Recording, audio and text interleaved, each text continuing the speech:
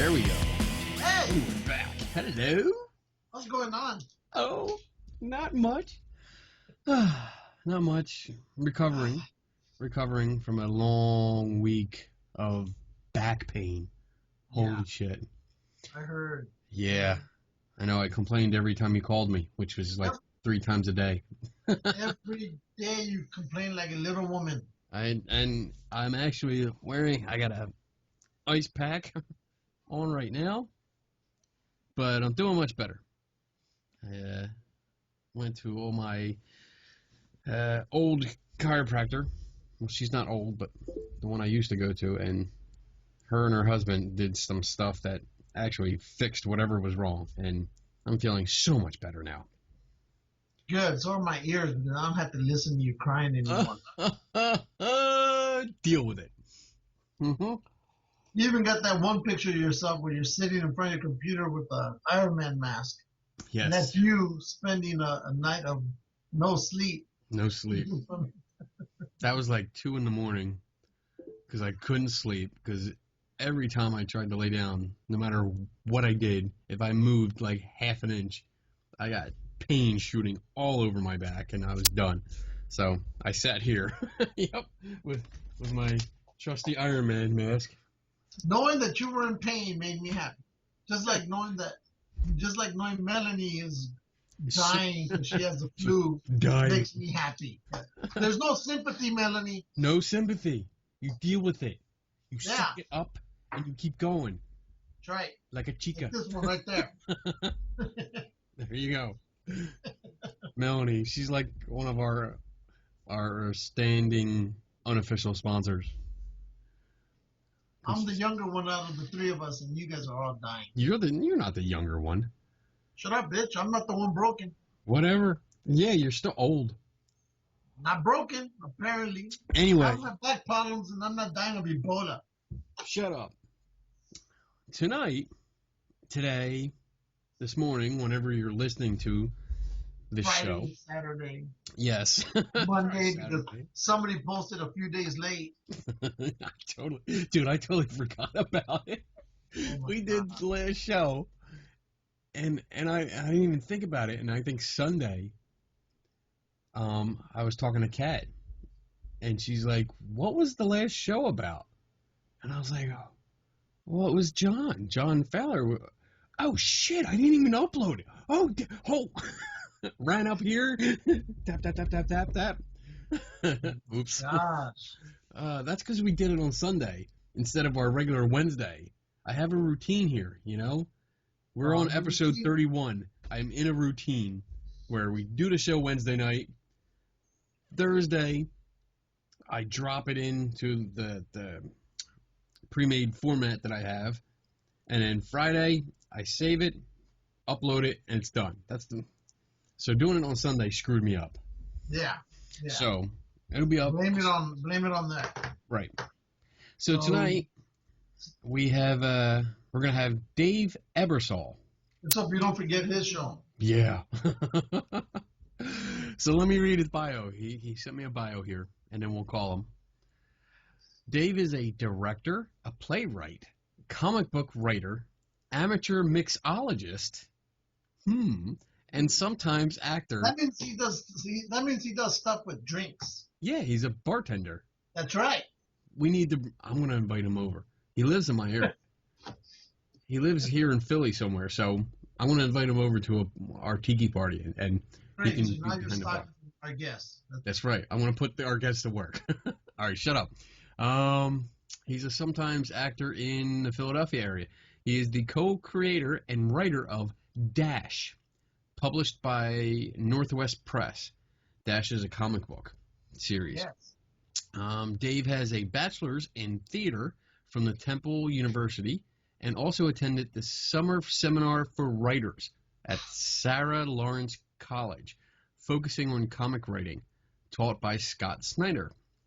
His first comic story, Here's Looking at You, was published in Gray Haven's comic anthology, You Are Not Alone, with art by his Team Dash partner, Delia Gable. I hope I said that right. Yes. His plays include Task, Living Space, The Church Bells All Were Broken, Subdivision, and Redemption, a romantic comedy, which he is adapting into a film later this year. We're going to be in it. We're going to be in it. Somehow we're going to be in it. I don't care if we're walking down the street selling flowers and biscuits. We need to ask him if we can be in his movie. That's right. I'm going to... Because, because we have no morals and no shame when we ask about being thrown into other people's stuff. That's right. Just remember Sheridan. Let's see. Dave was the resident director for Theater for Transformation, as well as the artistic director for Diversion Productions. He lives right outside Philadelphia with his husband, Mike, and his puppy, Ernie. Nice. Ernie. I like the name Ernie. Okay, so let's call him. Call him now. And see how he's doing. Let's see if it goes through. Let's see, yeah. Let's see if this works. To call. Here we go. It's connecting. Come on. There he is. Kind of, sort of. There he is? Not yet. It's still connecting. Oh. Hello? Hello? Hello? Hello. How are you? I'm good. How are you? I can't see you yet. Can you see us? I can't see you. Uh-oh. There. Wait. It says I have to accept. All right, let's accept. See what happens. Accept. Oh my goodness. What's going Accept us. Just as we are. That's all I can ask. I want you to accept me as more than I am, but it's not happening. Wait. It's just spinning. It's just spinning. Wait, there you are. There you are. Uh-oh. Can you see me? I can't see you yet. Oh, I can see you guys.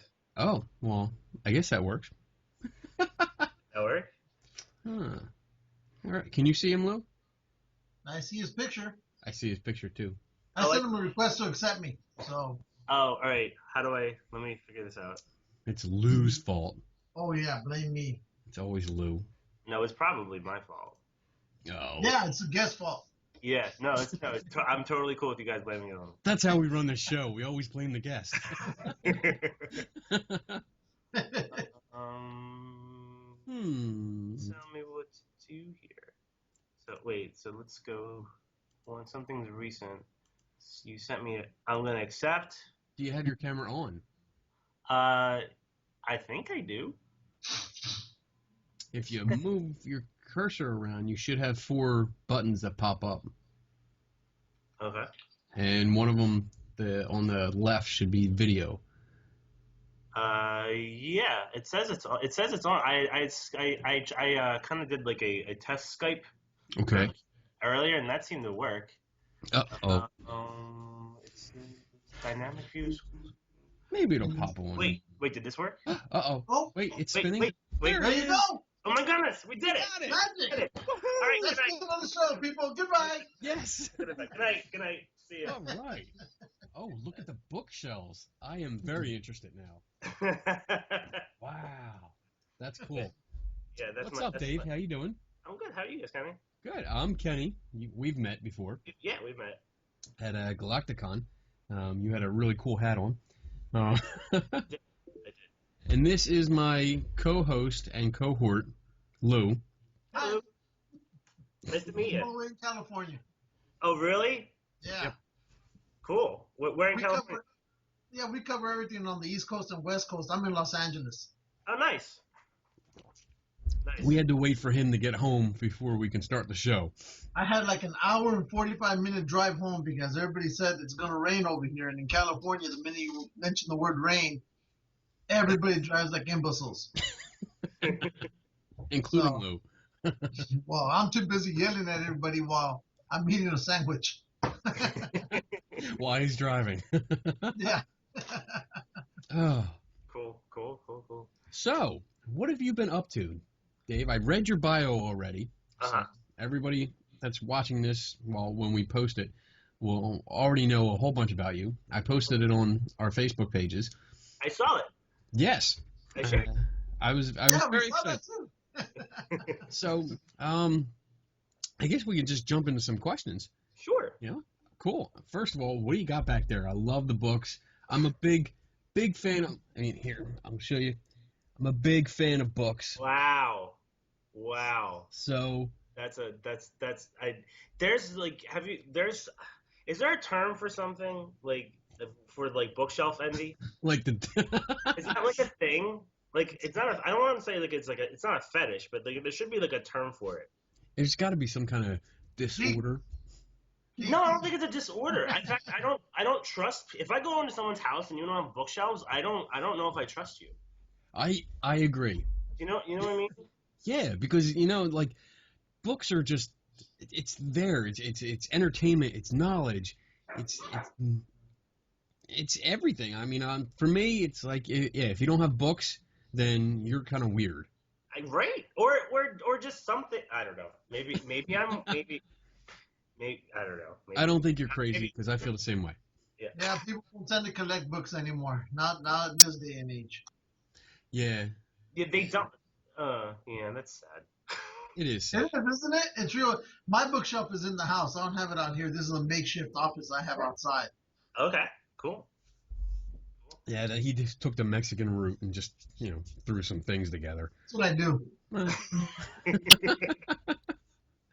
Oh man. So yeah. How did you get involved with writing? Because I mean, looking at your bio, you write everything.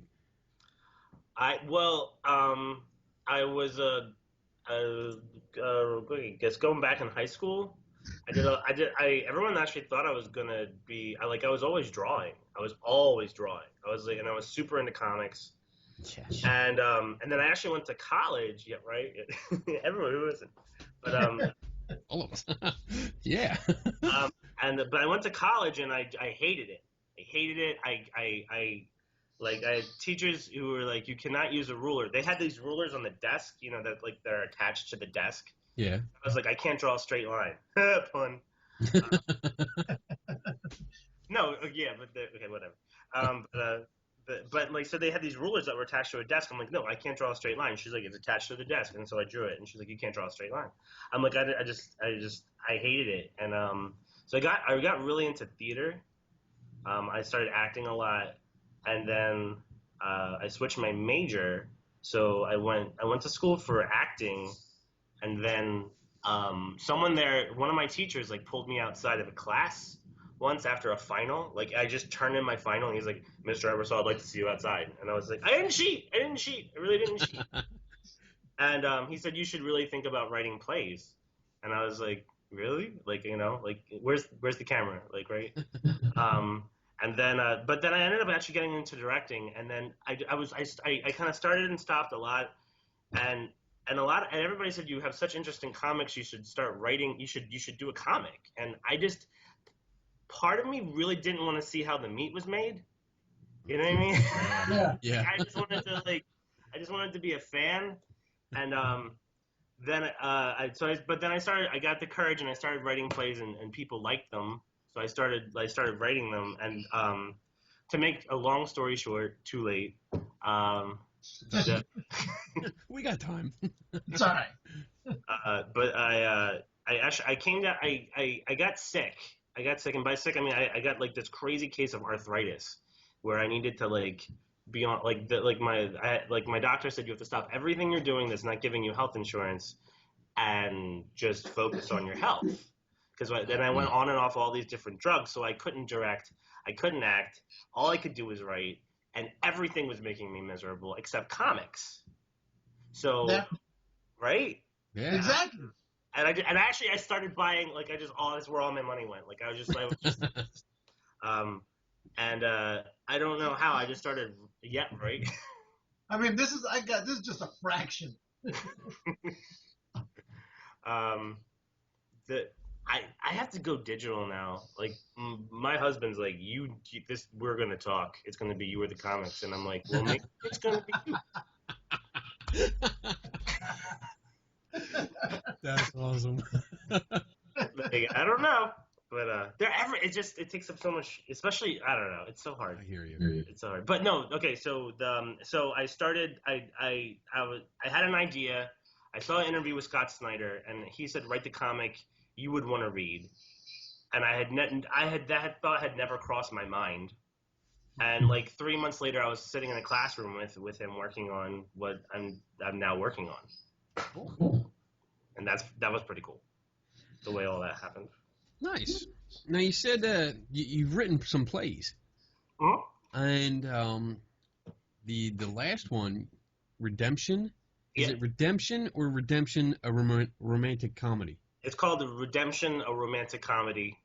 Okay. That's the full title. Okay. And that's being adapted to a movie? I'm adapting. Yeah, You're adapting. I'm gonna do it later. It's like my first, like, I'm a little nervous about it, but we'll see how it goes. I just got back from Ithaca. Okay. I did their theater festival out there, their Fringe Theater Festival. It was like one of 7 plays that was done. It was super awesome. It was like such a creative high that we and I'm coming down for it. You guys are here for me. Thank you. You're welcome. We just want to know. Let's get right to the point. Are we going to have a part in your new movie? Yes. What? We want a part in your movie. What do you want to play? I don't know. I'll be the Mexican. There's always got to be a Mexican. Well, that's my part.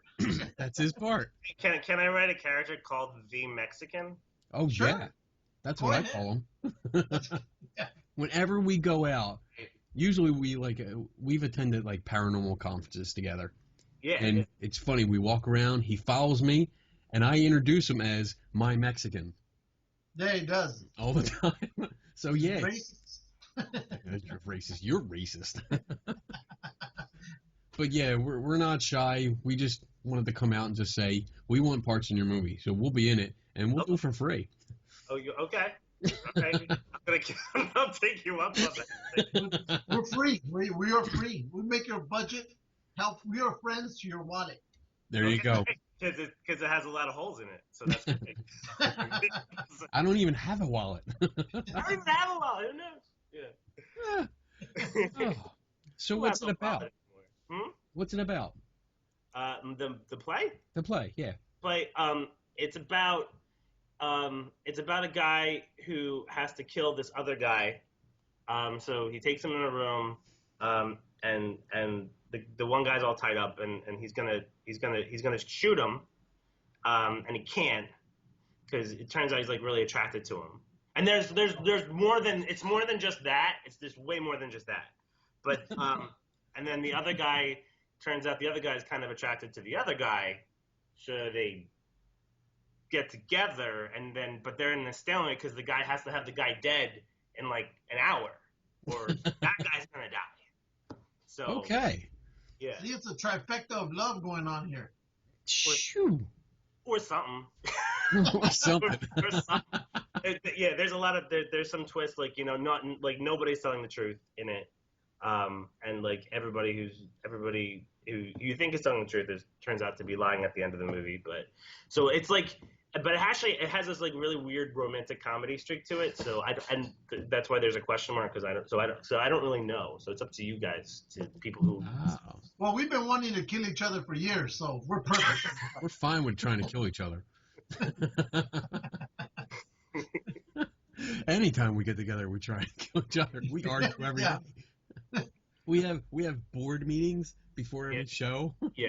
It's usually spiral out of control with us throwing stuff at each other and yelling at each other and cursing each other out. Yeah. That's our typical meeting.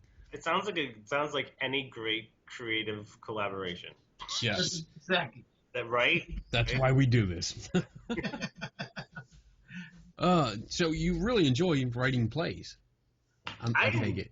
I love writing comics. Comics, yeah. Yeah, like, I mean, it was kind of I like going back between the two of them, because like comics, I can put a character somewhere and I don't have to worry about how that's going to be like staged or how whatever, and it's great. it's so freeing. But it's so limiting at the same time, because you can only put, like, how many sentences can you put in a panel? You know what I mean? You can only put, and so that's why I kind of like, it's always great to go back to writing plays, because you can just vomit all over the page. Now, do you independently publish these, or is there a company you go through to publish the comics? The comics, my one comic Dash is being published through Northwest Press, which is an independent publisher outside of Seattle. Cool. So he just said they're 5 years old. I think he's having like a sale. I just saw online he's having so go to northwestpress.com because they're having a sale. There you go. Unofficial sponsor number 1. Yeah, exactly. Number 1. Northwest Press. Go there and check it out. And all the comics are great, but my comic stash, just remember it. Yes. We've been reading that comic that you sent to us. Both of us. We've been talking about it all day. Oh, really? Yeah. What I wanted to know is, how did you come up with the idea of a 1940s detective who's gay? I mean, were you watching a detective show on TV and said, "That's my next character"? I mean, how did you come about it? Well, I kind of wrote the comic I wanted to read. You know what I mean? Because I didn't think like it was like a gay detective is not like, I mean, it's not that new of an idea. But like that's out in 1940. Like everyone knows it's like not a, because you know, like in those in that time period, like so many people were hiding it because you get arrested for it. Yeah. You know?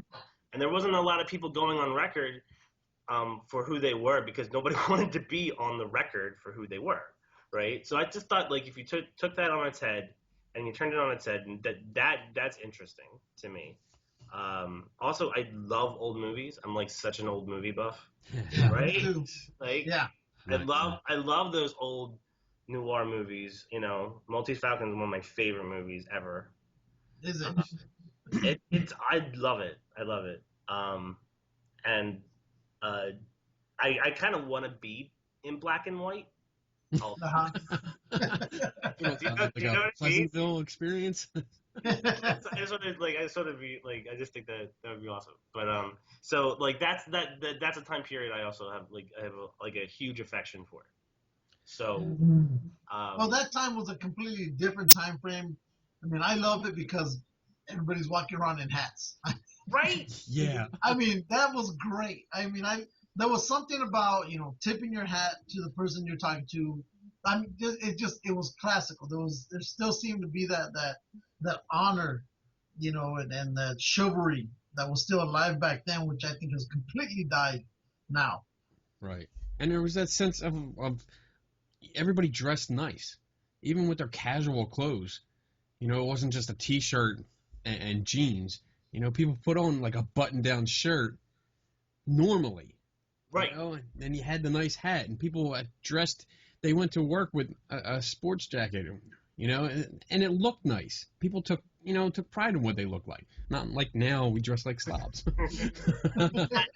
Yeah, I like wearing hats. I wear a lot of hats. I kind of wished everyone still did that. Yeah. I do. I have a couple of the hats that I do wear when I get dressed up. Yeah. I like the whole still wearing the suits. Yeah. I mean, I like all of that stuff, you know, and so I love that time period. Along with the old black and white movies, I enjoy them. I mean, if they're on TV, I'll watch it, except for the only exception is the original black and white silent movie of The Wizard of Oz, and which came out in 1926. And in that one, Dorothy was a complete bitch. I'm gonna lie. If you ever watch that one, you're gonna end up hating her. I didn't know. Wait, wait. What? Why? Well, the reason I hated her is because in that version, which is completely different, the guy who plays the Scarecrow, right? He's madly in love with her. They're all in Kansas. All of the characters live in Kansas. Right. And Pluto in them, Pluto? Not Pluto. Where Sorry. are you going? Shut up. But Wrong universe, the guy who dumbass. plays like the lion, he looks like Brutus from Popeye in the movie. Okay. Wait, I've seen I have seen clips of this. Yeah, and so throughout the whole movie, of course, here comes a tornado. It takes all of them to the land of Oz, and throughout the whole movie, it's the Scarecrow and this dude fighting over Dorothy. Meanwhile, Dorothy was rescued by some prince, So after an hour and a half or so, this movie finally, you get towards the end, and I don't care, here comes a spoiler. The Scarecrow finally gets to his woman. He fought everybody off. He's supposed to get the woman, and he runs into there and he sees Dorothy in the arms of the prince, who barely if ever showed up at all in the movie. And she basically says, "Sorry, I'm gonna stay with the prince." What? And yeah, so I was thinking, now that right there is a money grabbing whore, right? He Wait, did all this for her. Go ahead. No, is that what the attraction to princes is? Is the money? I guess so. I guess because he hardly if ever shows up in the film for maybe no more than 3 to 5 minutes, and she's all of a sudden in love with this dude after this other guy's fought off soldiers and this other guy. And I hated the movie. That's the one movie where I really wish a house had landed on Dorothy. So because they are night and day. The one that we know growing up, the colorized version, is completely different storyline than that one that came out in 26. So. Yeah, no, I hate it. I kind of want to watch it now, just to watch it. Watch it now. Yeah, watch it, but you'll probably end up wanting to throw a house at Dorothy too. It's all right. I usually want to throw a house at you, so we're good. Something I wanted to bring up is that while reading the comics today, like Lou said today, we both read the first 2 issues that you sent us of Dash. And you just mentioned it a couple minutes ago about in the setting of 1940s, coming out could get you arrested. Is that just part of the comic book, or is that actually true? Well, it's not like so much like coming out. It's the act. The act of the sexual act of. No, so we're talking about there were sodomy laws on the like across the board, like straight people were arrested for this too. Not a lot. Not a lot. I mean, it was mostly gay. There were, but there was this 1936, especially in LA. There's a book, and it's right here. I'll get it in a second. I know bookshelf. I'll get it. Hold on. Yeah. There we go. Oh my gosh, it's Oh, you need more bookshelves. I know. No, I just got these in the summer, and I'm like, I'll have plenty of room, and I'm packing stuff in the back. I don't not displaying stuff, and I have all these books behind the books. And it's killing me. It's killing me. I'm I just got these last summer. And I thought the same thing. I'll have plenty of room. And now I'm starting to stack them on top of these. Do you see this? Yes. This it's so messy. It makes me crazy. So what do you got there? All right. It's a book called Bohemian Los Angeles. Okay. I've heard about this book.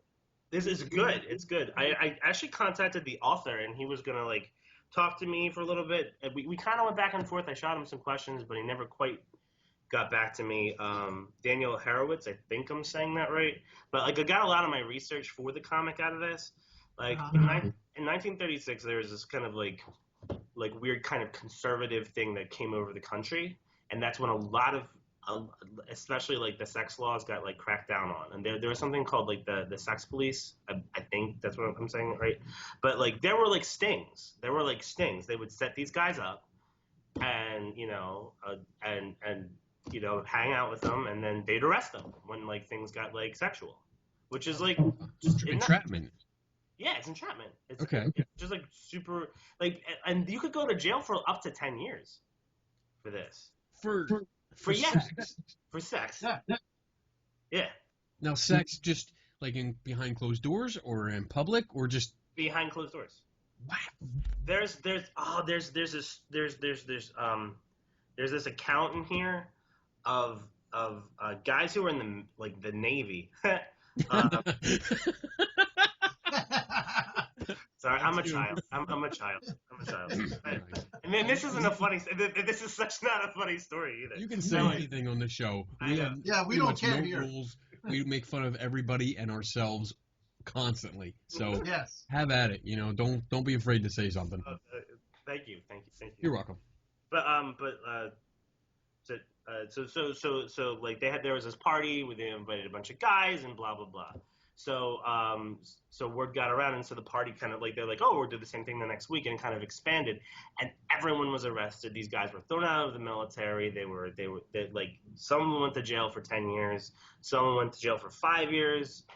It's heartbreaking. Like these people's lives were ruined because now you could be like labeled as one and then like be kind of an outcast and good luck starting your business, which is kind of where my guy is. Yes. And could he legitimately have a business with a legitimate private investigator's license? Could he have a gun? These are questions I'm still trying to figure out. He does have like an ace in the hole, which I'm not going to give away. That I'm kind of like using to cover it a little bit. Okay. Like his backstory is like there's a lot more to his backstory than I show in issue 2, but that's just the general gist. That he got kicked off the police force because if you were on the police force and you were found out, you'd probably be doing jail time. Wow. Yep. Yeah, back then time was life was very different towards homosexuality. It was a big no-go. Yeah. So, and that brings up an interesting question, what you said. Would he had he actually, existed and had people actually known about him, how well would he have done? It's I just wrote like a line, and I'm totally blanking on it right now, but like for the issue after this arc, but the private investigators are not everybody's favorite person to begin with. So he's digging through people's dirty laundry. So it's not like private investigators in general, especially at that time, we're not the cream of the crop of society, so to speak. Yet they have more movies about them. I know, because they have all the dirt. That's why. Yeah. They have all the dirt. There's not many like famous private investigators who were like people that thought were like a shining example in society. No, these people were digging into other people's lives. They were hired to do so, but they were to find people's secrets out. So I figured like it's probably the best business for him to be in, especially since he was a cop and he was really good at his job. Mm-hmm. So could he have done it? Probably. Would he have gotten a lot of business? Probably not. But would he have gotten some business? Yes. Yes, he would. Cool. But I loved it. I thought it was interesting. Thank you. Because I'll be honest, when he told me about it, well, let's give it a try. And no, he said it to me. I read it. I was reading at work. People are passing my desk and they're looking at it and they're asking me questions about it. And I'm telling them, like, it was pretty solid. It's a pretty good storyline. He doesn't work. He doesn't work. He looks at comics. And I can't really blame him because I was doing the same thing. I mean, I love the whole drawing, and it just had a simple feel to it.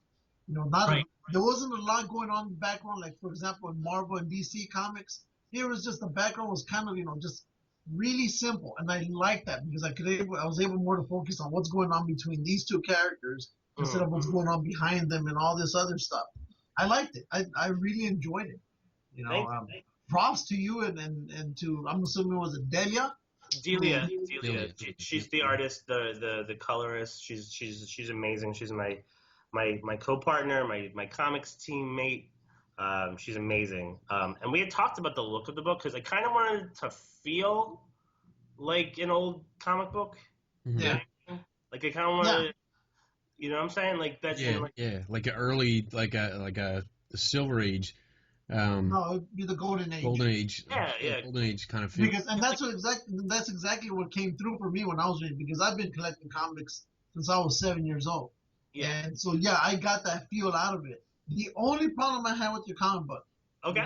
Oh boy. You're not gonna like it. Here we go. But you're in Los Angeles. I didn't see a single damn Mexican in that book anywhere. I didn't see no zoot suiters. It's interesting that you say that. That's a subplot. That's going to become a major plot coming up. You're going to be in a subplot. I'm gonna be a subplot. Zoot suit Lou. Delia watches this, I'll tell her, dude. We have to make. I'll send you pictures of him. I got tons of pictures for reference. We need reference, but send it all down. There you go.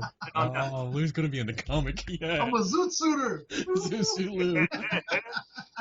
No, and we're like that's actually something we're very like we're like super conscious of, how like this first arc especially, like it's not that diverse, and we're pretty aware of it.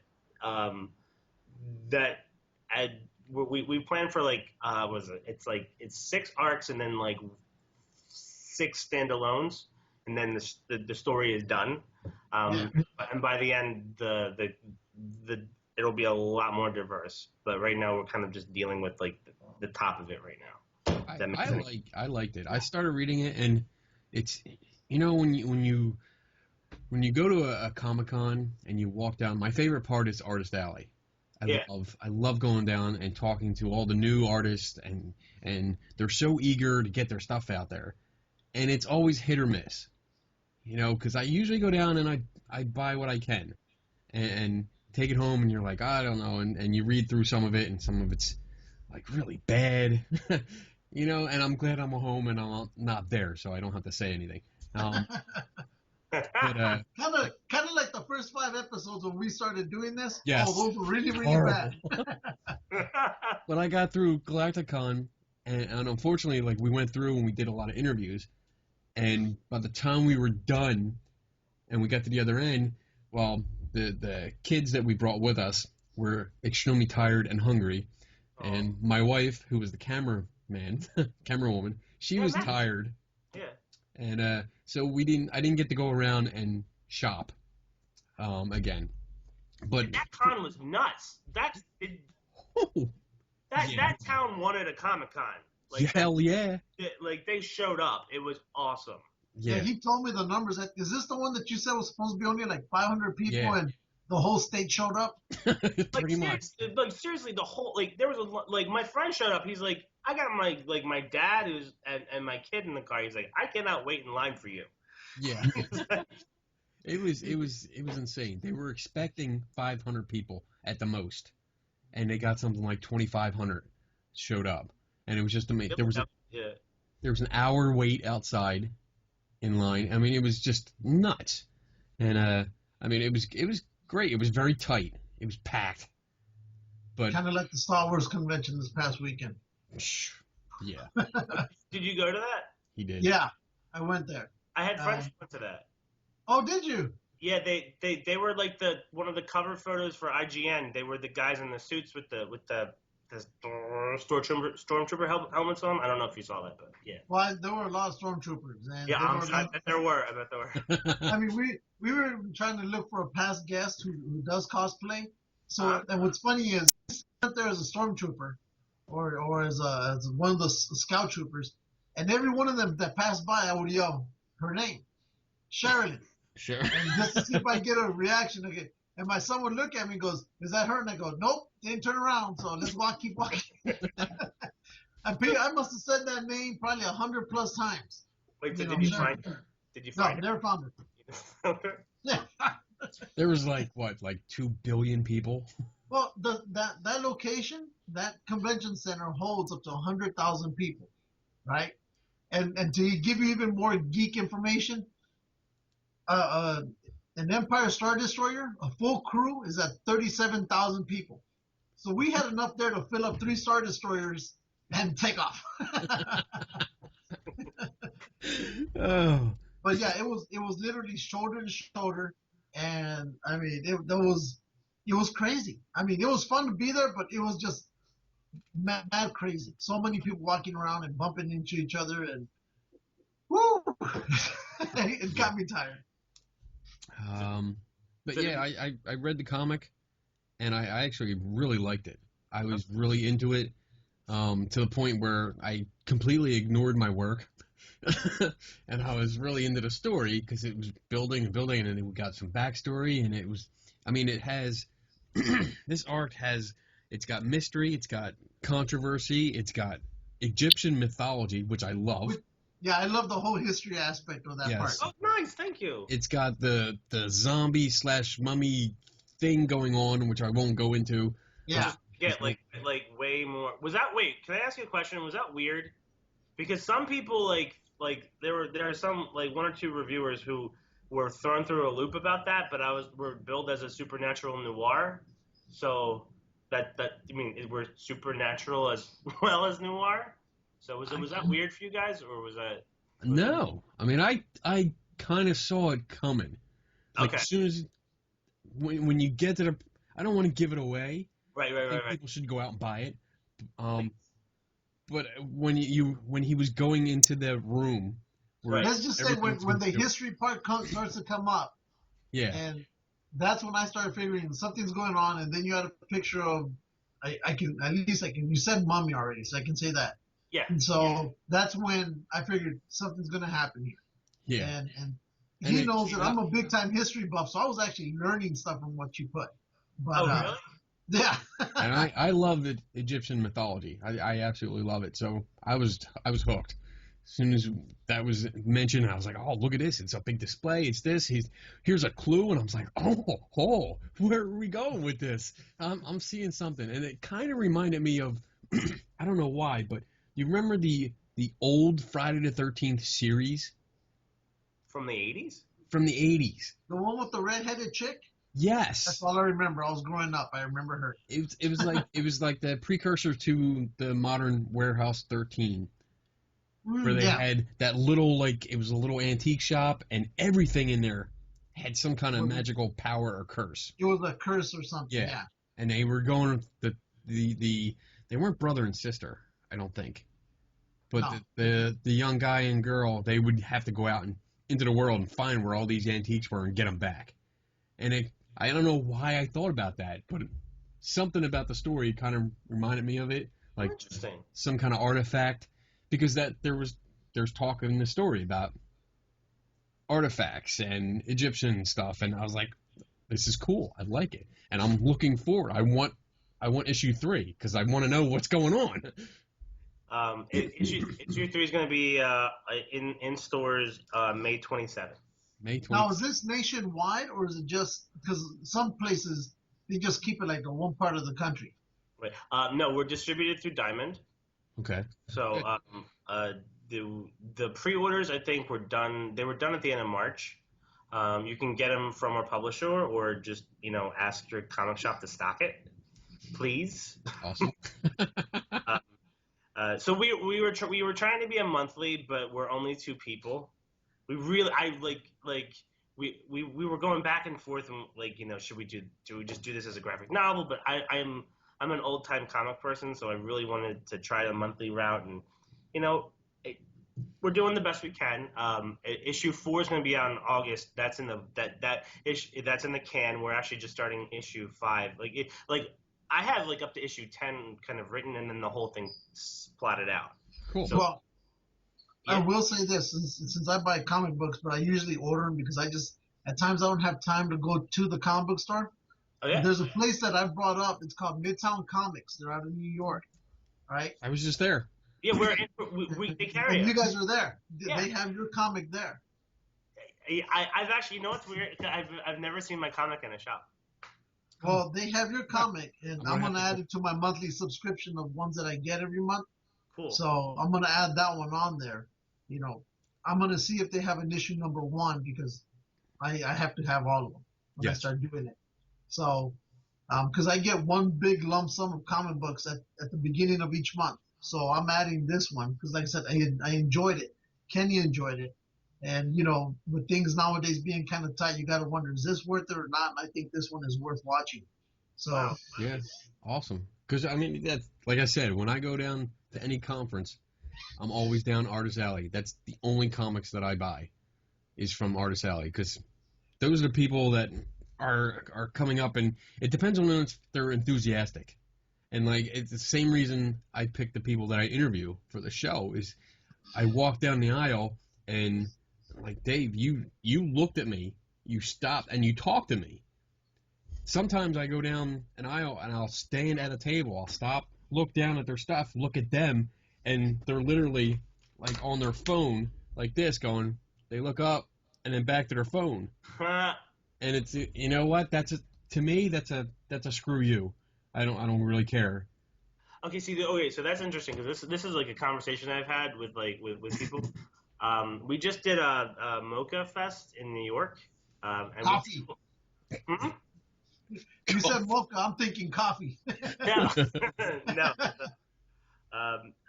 It's a big indie Comic Con in New York, which is really cool. This is like a really kind of like come full circle kind of a story because last Mocha Fest we got our deal at Mocha Fest with our publisher. He told us on the floor, like I met him in San Diego. I did what you're not supposed to do at San Diego was pitch. And was there a dog? My dog's now like, where's It's the dog? his dog. Where's the dog? I don't have dogs. He's like, His dog doesn't shut up. It's okay. Go back to sleep. see, I have You did that, Lou. No, it's fine. It's fine. And then like so he told us at Mocha that we got the deal. I cried. I cried.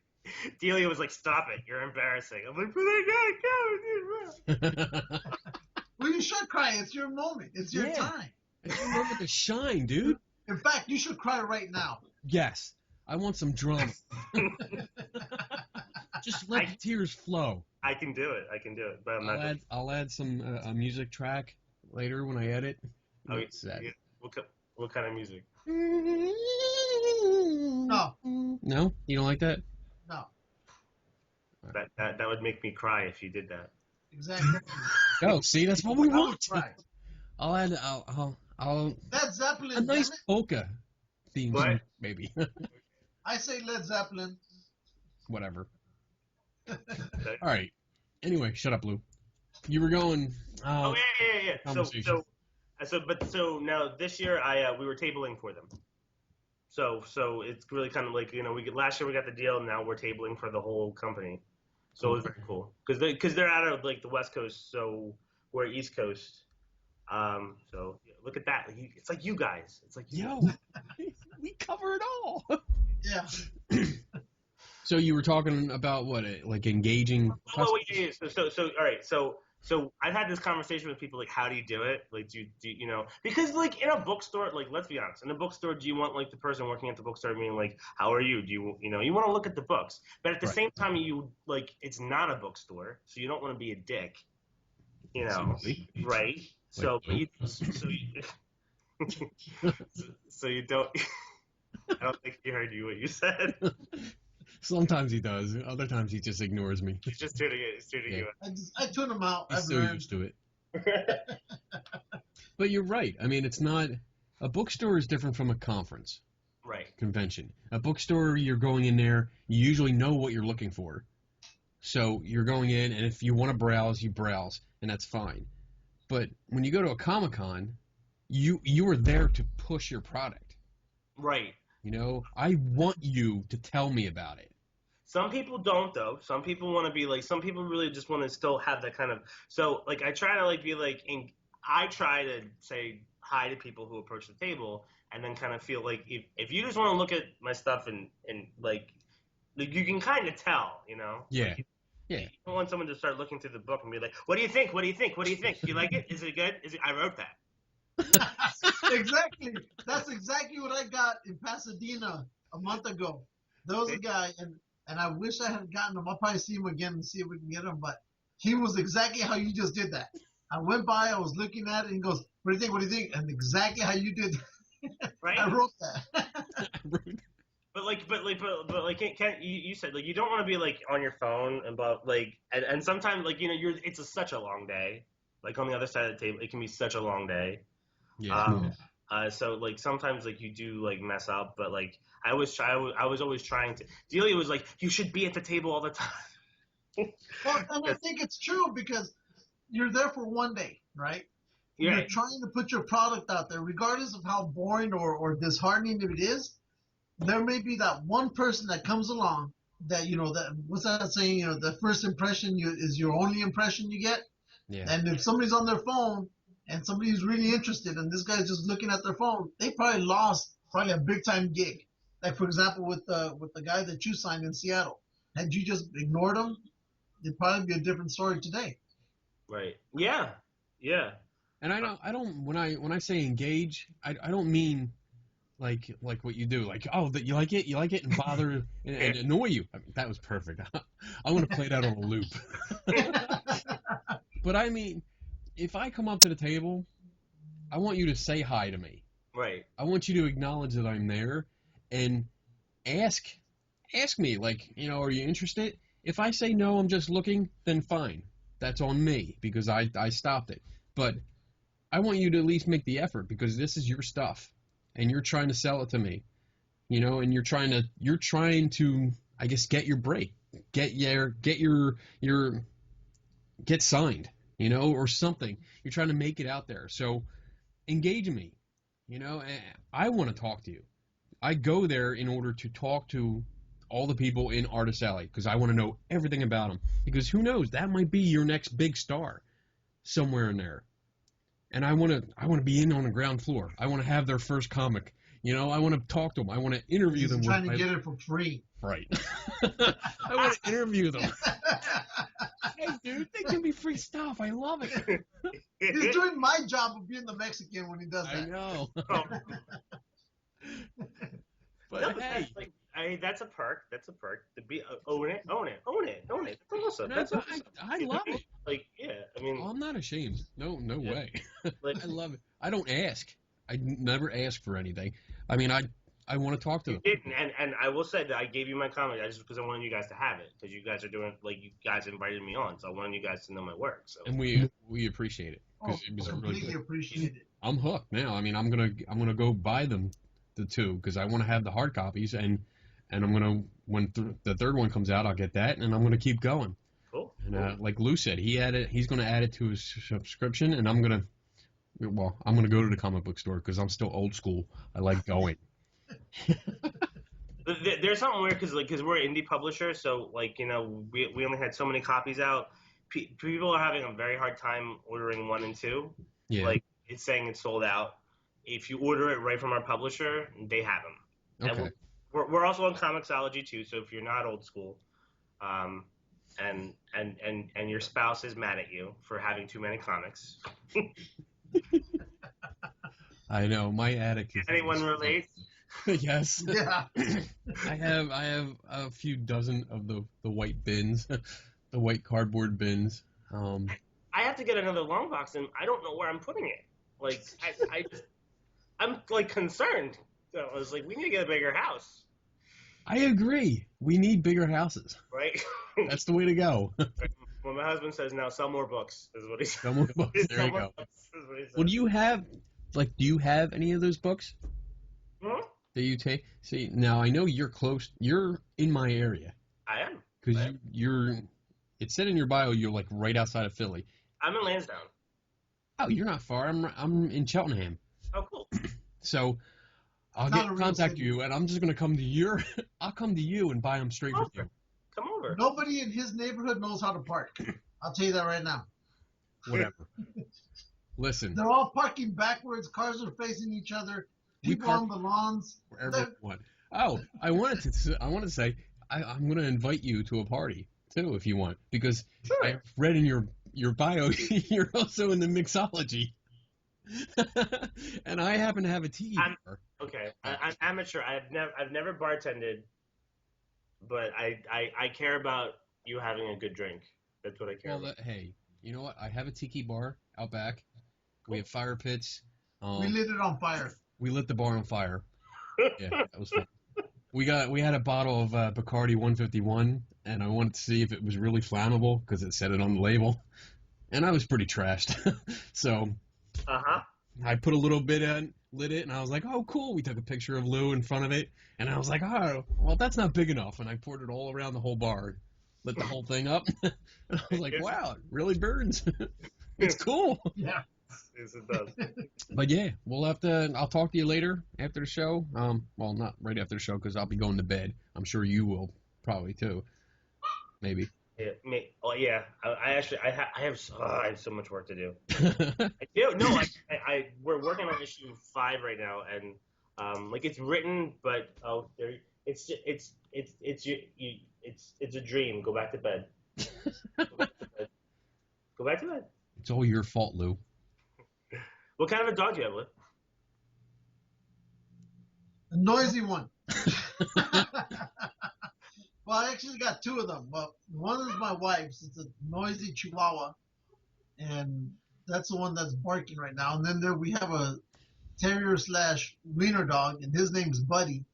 Aww.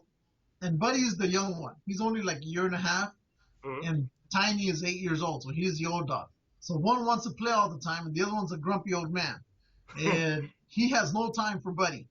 And so it's a constant fight between both of them. And since Buddy is a bigger dog, he looks at Tiny, which is a Chihuahua, as his chew toy. So we literally have to separate them because we're like, no, he's not a toy. Leave him alone. Aww. But my goodness. But they're both pain in the asses. I love them, but they're pain in the ass. I know. They're a pain in the ass because every show they have to bark. They're like our mascot. What about yourself?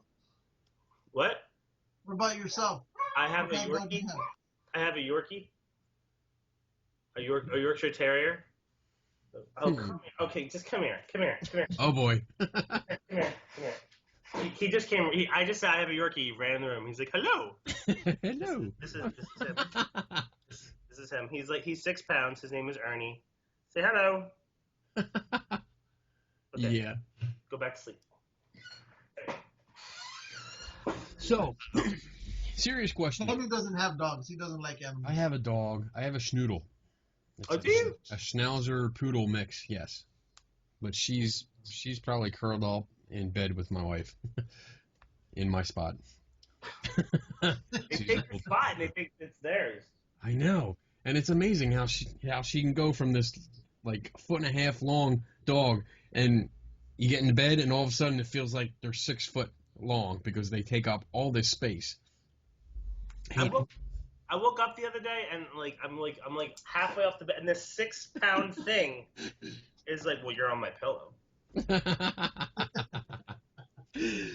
All right, here we go. Serious question. Okay. Now Dash is about the main character is an openly gay character. Mm-hmm. Have you had any? How's the reaction been from, I guess, the comic community about having a comic based on a main character that's openly gay? Has there been any kind of negativity or any kind of weirdness? No. I mean, we're not on like a mainstream label, so I mean, Northwest Press like they had like every one of their books has a gay angle in some way. Okay. But we pitched to a couple places and we didn't really hear back. As in, like, we're gonna. Yeah, and I actually think things are different now than they were 2 years ago. I agree. It seems like a lot of people, and it's not it doesn't seem like it's pandering. But people have. I think the big two are actually listening to what but the biggest pushback I think I've had is at cons is because my character's gay, like the lead character's gay, but that's not all he is. I'm telling more of a story than who he sleeps with. So some people will look through the book and I once had I had a father and his 2 kids come up to the table, and then I was sharing a table with someone who was drawing a lot of Superman kind of stuff, and the kid was looking through the book and they got to the page in issue 1 where you find out, and his father grabbed the book and threw it put it down and then the kid kept on wanting to come over and look at the book because the dad said no, so now he wants to look at it. Yeah. And they're standing there getting a commission to my table from my table mate, and the kid's like, and I'm like, I don't think your dad wants you to look at that. And I'm like, what? Did I just say that? Oh my god! You know what I mean? I became that guy. Whatever. So that was my worst experience. That's my worst experience. So. That's not. I mean, reading through it don't matter. It matters because we like it, though. Who cares about that? Yeah, who cares about anybody else? But it did seem. I mean, it actually played well into the story. I like some of the lines. I like some of the attitude, like where he gives. He has that interaction with the woman at the museum, at the front desk, and there's a good interaction. But what was her name? Butterback or something? Butterback. Emily Butterback. Yeah, and as soon as I saw that, I started laughing. I go, really? Butterback? Where did they come up with this? Did you notice something in issue 2? She's not done. Yes, I saw that. There's that one panel that she's not done. She's where you're looking. I was like, wait a minute. She's got that look. That's all I'm gonna say. So we got 2 advanced reviews for issue 3, and someone sort of not gave something away, but it's one of my favorite characters to write. She's one of my favorite characters to write, and I haven't gotten to write her to her full extent yet. Oh, yeah, sweet. Yeah, I don't know. I'm gonna shut up. Gonna shut up. Well, I'm glad to hear that. You know, the worst experience was just a father being a kind of a douchebag. Yeah, and his son was reading it. I mean, it's not. I never saw it as a reason not to read a comic. I read a comic for the story. Right. You know, and if it's a good story, that's what you're going with. And this has a good story. I really, really, really like it. Thank you. This year, I mean, this is the first year where I've really hit the Comic-Cons hard. I've been trying to go to every one because of us, because we started this show. Because me. We're doing a weekly show. We're on episode 31 here. So we're just over 6 months into it. So I've been hitting every Comic-Con that I could possibly hit. And it's nice I've been getting a lot of comics that I've been getting through Artist Alley. And some of them aren't really that great. And I don't want to say they're horrible. They're just not. There's potential, but they're not trying hard enough. And it was nice to actually sit today and read this one and go, wow, this actually has a good story. It doesn't have to be flashy. It doesn't have to have like tons of detail in every friggin' panel. It was a nice, simple design, and it told a great story, and it really engaged me. So, like I said, I'm hooked. Thank you. I'm good. So let Delia know. That was awesome. I will make sure she knows that she's amazing, Delia Gable. She also has another book out called Eating Vampires. Yes. By Regine Sawyer. And they just have the first issue out. I highly recommend it. They got a very good CBR review also. So she's I'm very honored that she's my teammate on this. We have 1 or 2 other back burner projects in the works. I think after this arc is wrapped up, we're gonna not take a hiatus, but the trade's gonna come out. I'm hoping there's gonna be another story in the trade that we're gonna include in the trade. Kind of some more of the backstory of the minor characters, like the secretary, the best friend on the police force, kind of how they met. Cool. And they're very important to me. Those characters, but yeah, please check her out, Delia Gable, DeliaGable.com. Cool. And if you want to see her more, anybody that's viewing, check back on the video that we posted from Galacticon, because I got to interview both of them, and she put up the vampire comic. She put it up, and we got to see the cover, and she told us a little bit about it. So if you want to know more, check that video out, and then go look them up, because it's good stuff. I love it. Do you have anything else coming up? What's your future hold? Well, con-wise, we're going to be at a conference called Queers in Comics, which is it's not like necessarily a con. I don't quite know. Well, I'm just going to hang out. I'm going to hang out. I'm not on any panels. I'm only going for the first day though, because then I'm going, we're flying off to Toronto for TCAF, for Toronto Comics and Arts Festival, which is going to be so fun. I've never been to Toronto, so I'm so excited to go.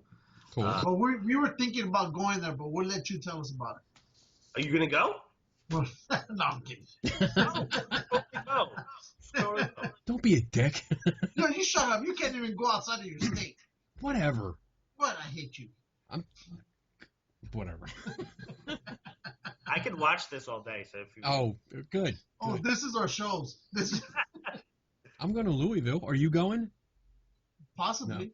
Whatever. I'm going to West Virginia. You're not going. How do you know? I can drive there. You've never come to California. How many times have I been to Philly? Once. Exactly. No. are you going to San Diego, Lou? I was thinking about it, but I didn't get it. I didn't get into the whole registration and everything. I have a brother who lives in San Diego, so I don't know. But I doubt I'll be able to make that one. I try to make all the other ones that are around here. Right. I know we have one in Long Beach. We just had the one in Pasadena. There's one that's like a monthly comic show here in downtown Los Angeles, of course. And then in October is going to be Standy's Kamikaze Con. So Okay. that one you should go to. I would suggest you go to that if you can make it. It's going to be its 5th anniversary show. So, and it's pretty big. It's getting bigger every year. The first year they did it, Stanley literally did it out of a parking lot. Yeah. And now he's holding the whole convention center. That's how big this thing has gotten in 5 years. Wow. Yeah. Okay. Well, I've actually haven't heard of that, so I will look into it. Yeah. Kamikaze Con started with the K. So, Okay. Yeah. And we are going to be at Sorry. Dover Comic-Con. Oh, I want to go to that, but like I have like a weird conflict or something. When is that? It's August 8th. That's why, because I have like a wedding. Oh, well, cancel the wedding. I'm not getting married. I'm not the one getting married, so I can't. Well, don't worry about it then. Wait, it's August 8th? August 8th, yep. All day, 10 to 7. It's the free one. There's no admission. It's free. They're actually shutting down some streets, and they're going to have vendors and stuff in the streets. The me part of we are going to have a booth there. We're actually going to have a table, and we're going to set up, and hopefully we're going to do a show. I don't know if we're going to do it live or if we're going to record it, but we're going to do a show, and we're going to be out in the crowd and videoing and interviewing, and because they're going to have. We talked to oh crap, who did we talk to? I don't know. Who do we talk to? Oh, I forget her name. Keep going. Kill me. We talked to the coordinator of. Oh, her. Yeah, I know her. Her. Nice save. Yeah, there you go. I know who you're talking about. Yeah. We had her on the show like 2 weeks ago, and she told us all about all the activities, and there's tons of activities for kids and teens and adults and everything. So I mean, we're gonna have a lot of footage from there. Cool. So it's gonna be fun. I'm looking forward to it. And what other projects? I mean, you have Dash that you're doing. You said you have some on the back burner. Probably can't talk about them, I'm guessing. No? No, I can't. Okay. There you go. He's struggling. He's like, oh, I want to. Oh, no. Yeah, there may be more Dash coming this year than just. That's all I can say. Okay. All right. There you go. That's all I can say. The theater wise, I have a play that I'm going to be workshopping. So it's going to be not like a real full production, but I'm actually going to be in it in August, early August. Okay. No, I haven't really announced that yet. So exclusive right here. Woohoo! Get off your phone, Lou. I'm not on my phone. I'm looking up for all this stuff on the comics. Then yes. Okay. He gets distracted. I'm doing research on Dash. Do research later. Shut up. When we're not filming. He's telling me he doesn't like you. All right. Important question. Very, very, very important. Wait. We can't get to those questions yet. We can't get to that question Why yet. not? Because we have this other question. Okay. Okay, Since yeah. you like comic books. The answer is I am that good looking. So we're Okay. Okay. Well No. then. There goes that question. The other question: what's your favorite comic? Oh. Since you collect, I want to know which ones do you follow, which ones are your favorite. No, what's your all-time favorite? My all-time favorite. All-time favorite.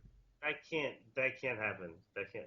Exactly. Because like, wait, all right, like, what's your all-time? I mean, I have favorites. You know what I mean? I have favorites. I'm a really big Batman guy. I'm actually very like my tastes like run actually a little more mainstream for the most part, mostly because like if I held back a lot, right. Oh, that was so cute. I got tons more. but just because like I held back for so long, you know, like I knew a guy who like looked like Superman, and then like that's all he said, like all the time. He's like, I look like Superman. Superman is that's my favorite. So, oh, yeah. So wait. What do you think of the trailer? Is that controversial to talk about? Oh no, we can talk about it. We haven't had a chance to talk about it yet. So yeah. I actually liked it. I liked it because I'm getting that Kingdom Come storyline feel, and I like it because I think that's the way it would actually happen. You know, this alien that lived among us suddenly pops up with his buddies. Well, that came from his planet, and they destroyed pretty much half of New York. Yes, and some people kind of go into that cult status and start worshiping him, and then a lot of people are like, well, you know, he's not a god. Yeah, you're looking at him as a god, and he's not. But then also, you got to look at the trailer as it's not a sequel. It's not a Superman sequel. Mm-hmm.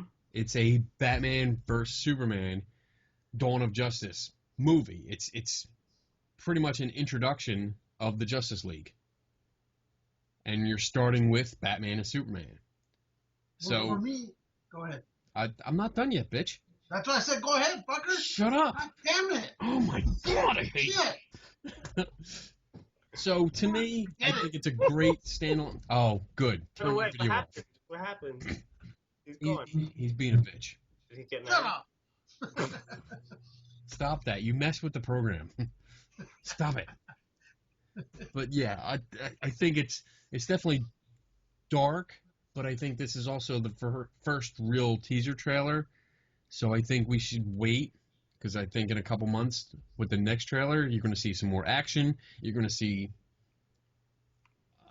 probably not as dark as this one, because you're also going to have to pop in Wonder Woman, pop in Aquaman. I think we might see little blips of them in the next one. So right now, I'm intrigued. I like it. I'm ready. For me, I'll be honest, I'm biased. I mean, it reminds me of the comic book that came back out in the early 80s with Frank Miller when he came out with The Dark Knight Returns. That's exactly where they're getting the whole costume for Ben Affleck. You know, and you should look into it, Kenny. Yeah. It's a good book, but wait a minute. But Dark Knight Returns? You've never read it? no, I've read it. Kenny has it. Yeah, I have read it. I have the first issue back here. So yeah. So, but it was a graphic novel. Look at him. He's like, you do? Wait. Do you? But I mean, I loved it. But the reason I'm kind of withholding everything on it is because it has Affleck. And when he did Daredevil, I'm sorry. And then just when I think he's doing great with one movie, he comes out with some other crap movie. Yeah. And so I'm really worried that this might go south. If it ends up being better than what I'm expecting, then great. But if it ends up tanking, no one can. I already knew, you know. You're playing it safe, bitch. You know what? I just don't care. I mean, Ben Affleck, like I said, after what happened to Daredevil, and now he's coming over to the DC universe to ruin a DC character. I don't know, you know. So, and I'm a big Batman fan. I love his stuff. You know, I love the comics. I've always enjoyed the whole detective aspect, you know, part of it. But I don't know. I don't know. People complain about the costume, but I go, that's the Dark Knight Returns costume. Right. So, I like it. And in that comic book, Batman was already an older guy. He wasn't the young Batman. He was a lot older. You know, so of course he needs to make this suit to try to equal his power against Superman. But I don't know what route they're going with this thing. So that's what I'm thinking. What do you Your think, turn. Dave?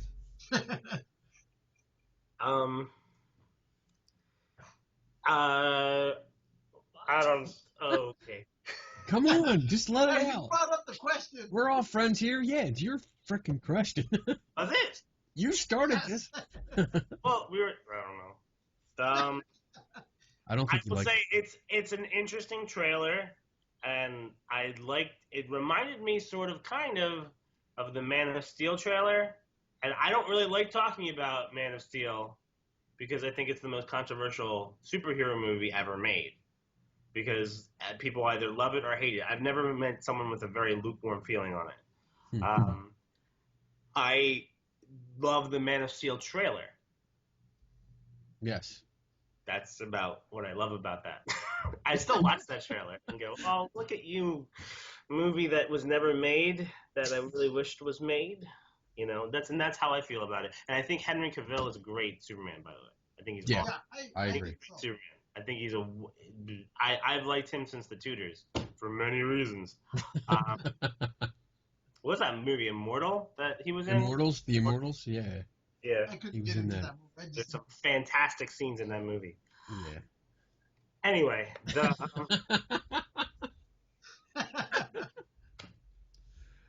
and I felt like I don't trust the director. That's what I'll say. I don't know if I trust the director with all of this. That's how I feel about it. There is a lot. I have a lot of feelings about Mr. Affleck as Batman that would take another hour and 25 minutes to fill. So I think we're kind of on the same page with that.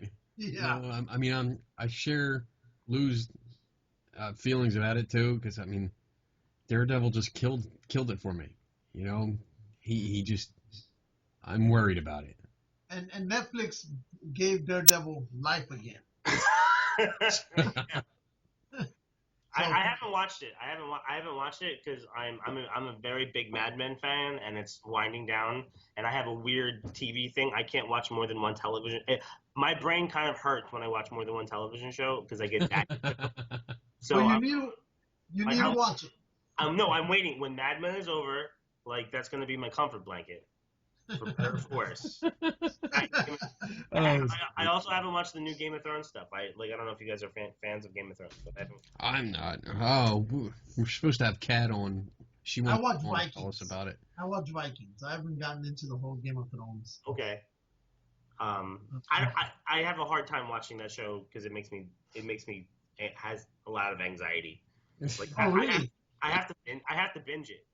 Like I can't. Like I'm not watching it on purpose. I'm gonna wait until the season finale and then I'm gonna binge the whole thing because I can't. That's how. See, I'm a crazy person when it comes to television.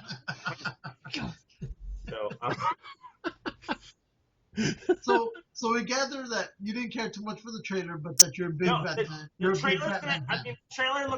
The trailer is nice, right? Like it's like dark and bleh, like, right, you know. And I think I agree with you that like if Superman was really in this world, like would we really trust him, right? Right. You know? And I know a lot of people have an issue with this super dark Superman, this super dark world, and like DC, we don't do blah blah. We're serious, we do serious, whatever. Okay, yeah. That's fine. Like that's okay. We don't do humor in our universe, because none of the DC characters are funny at all. No, exactly. And I think for DC, if this movie tanks, I think all their future DC character movies will follow the same route. They're all going to tank. That's why with Marvel, there's so much humor, and they're just like I told somebody last week. Marvel's the little kid that does everything. Hey, let's go off and who cares? Yeah. DC is a stern parent, and they're like, no. So. Well, I think they hold up the big ideas. Like I think they hold up these like their heroes hold up these massive ideals.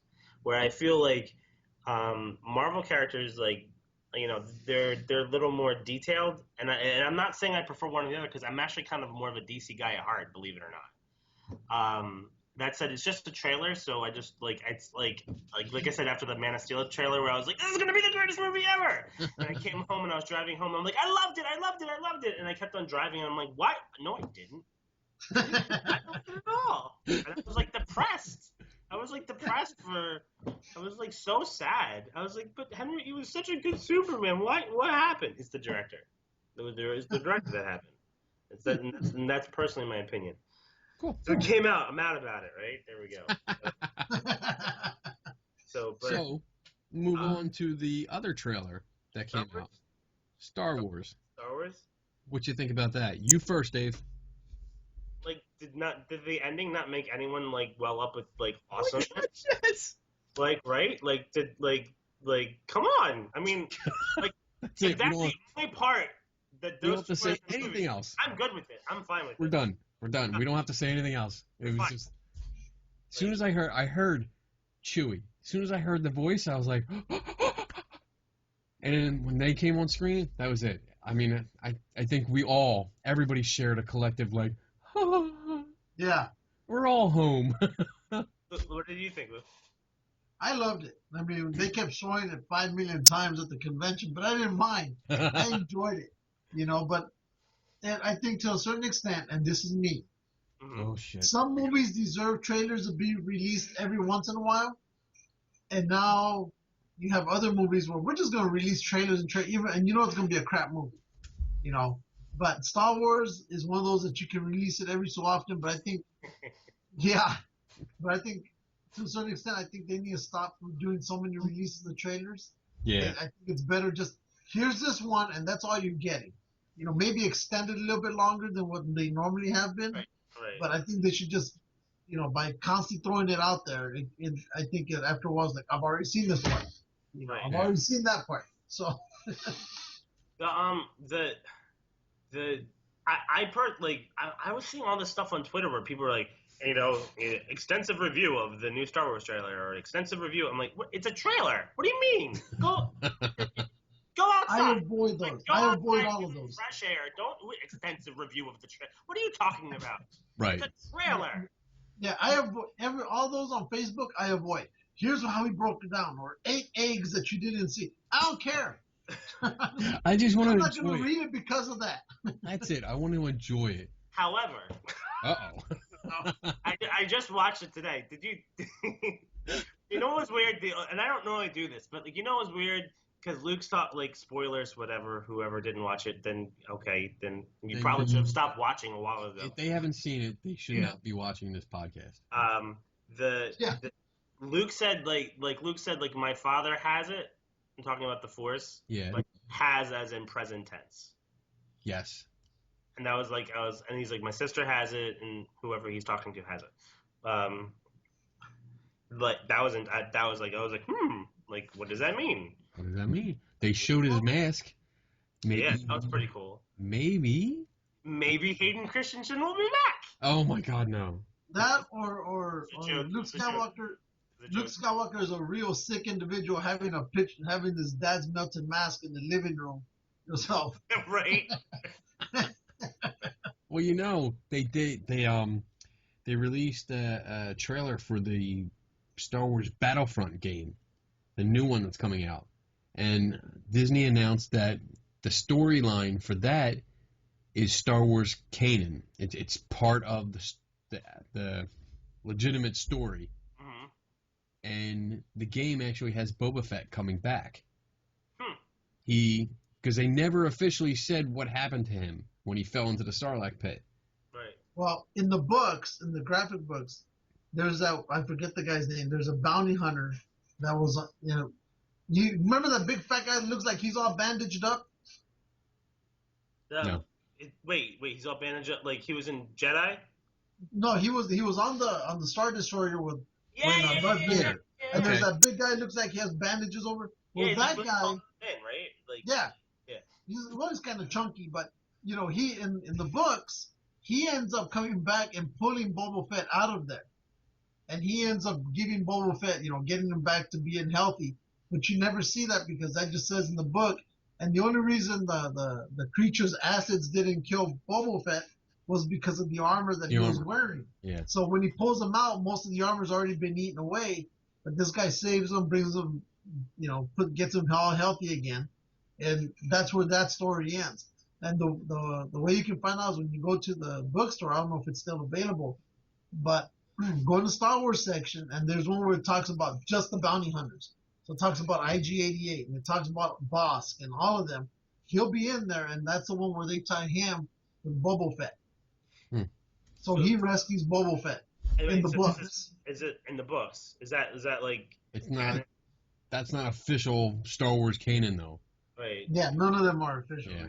Oh. But it's a good way the way they did it. I mean, they really tie all that stuff in together. Yeah. So now they're saying that he got out.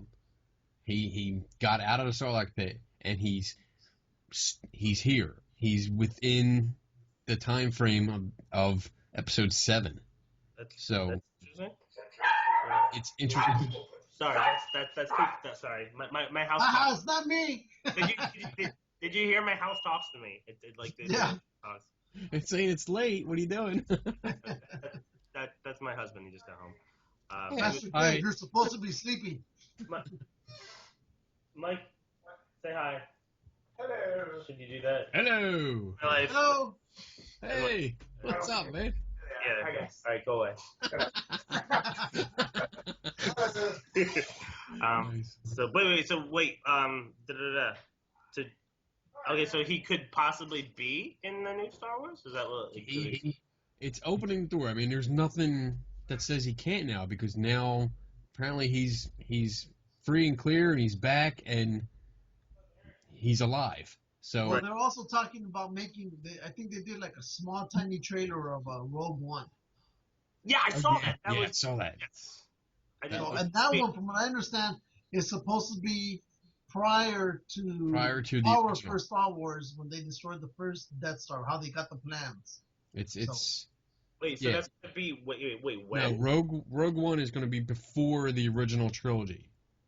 Oh. So after the prequels, but before the original trilogy. So basically, it would be part 3.5. 2.5 or 3.5. Sorry. 3.5. Yeah. It falls right in there. All right, so I'm going to ask important question. Yes. Star Wars or Star Trek? What's your favorite? Star Wars? Wait, not over yet.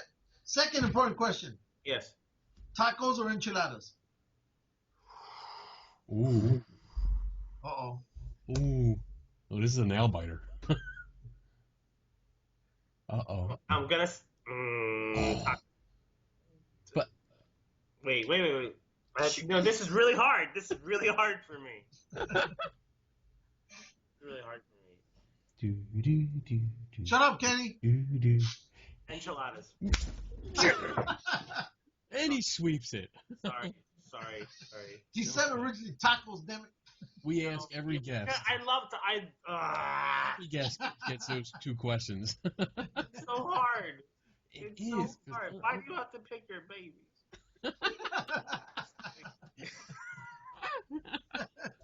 Oh, you're funny. Oh man, this has been fun. Yeah, this has been fun. But you know what? You do have to watch the Daredevil series. I will. Because I didn't watch it until he started bugging me. This is my extra in the back, by the way. Yes. And then I got home from work. I think it was like a Wednesday last week. Got home like 4 o'clock. Wife had dinner. So we sat down, and I was like, "Oh, do you mind if I want to watch the first episode of Daredevil?" Because Lou said no. Good. You were gonna watch you were gonna watch the Avengers or something. I go, no, what you should be watching is Daredevil. Yeah. Right. So I turned it on. 6 episodes later, I was done. I was like, I love it. I watched 6 straight. Really? And then the next day, I came home, and the only thing I was thinking of on the way home was, I'm going to finish it. And that's what I did. I came home, sat down on the couch, and I finished out the series. So wait, how many episodes is it? 24? 13. 13. 13. Okay, all right. 13. Yeah. And they just renewed it for a second season because I saw that. Yeah. Yeah, they're getting so many good reviews that why not? But but they're supposed to be bringing in other Marvel series as well to tie in with Daredevil and the movies. Because isn't there 2 more series that's coming to Netflix? Isn't there like something like that? One of them I think is supposed to be Iron Fist. Yeah. What I Yeah. heard, and then the other one I think I heard him say either Captain Marvel or Wasp. Okay. So, No, Captain Marvel's gonna be a movie actually. Yeah. but Yeah. It's supposed it's to have one of the, or I think it's Miss Marvel, not Yeah. Captain Marvel. Oh, So it's one of the Marvels, but I don't know which one yet. So okay. Okay. Yeah, I have to. I'll call them tonight. I'll call them tonight at Netflix headquarters, and I'll ask them. I'll talk to the president. All night. You're in the.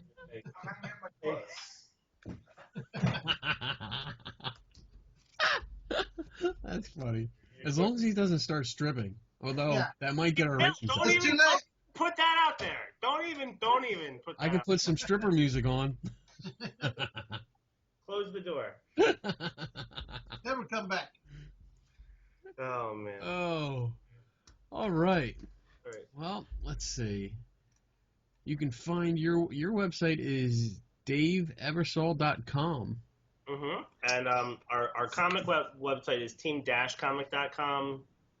So either one, go to it. Either one, go to it, check it out, order the comic, because it's really, really good, and It's worth your time. both Lou and I give it a thumbs up, and yeah, so there you go, and we'll be seeing you soon. I guess. I hope What else? so. You got anything else, Lou? No, this has been great. He's been fun. Yeah. It's been a great interview. His comic book was outstanding. You know, wish we could have talked to Delia, but I know he wants a spotlight on himself. That's cool. I'm fine with that. No, she You said, know, have her on. Have her on for the whole have her on. And all I know is I'm gonna be looking for Zoot Suit Lou. Yes. Is that what you want us to call him? Well, I don't care. Yes, I just think know so. it'll be me. It'll be me. That's my vote. Zoot Suit Lou. Zoot Suit Lou. There's some. I'll be like the Huggy Bear of your Dash Comics. We need information. Let's go look at Zoot Suit Lou. He knows what's going on in the city.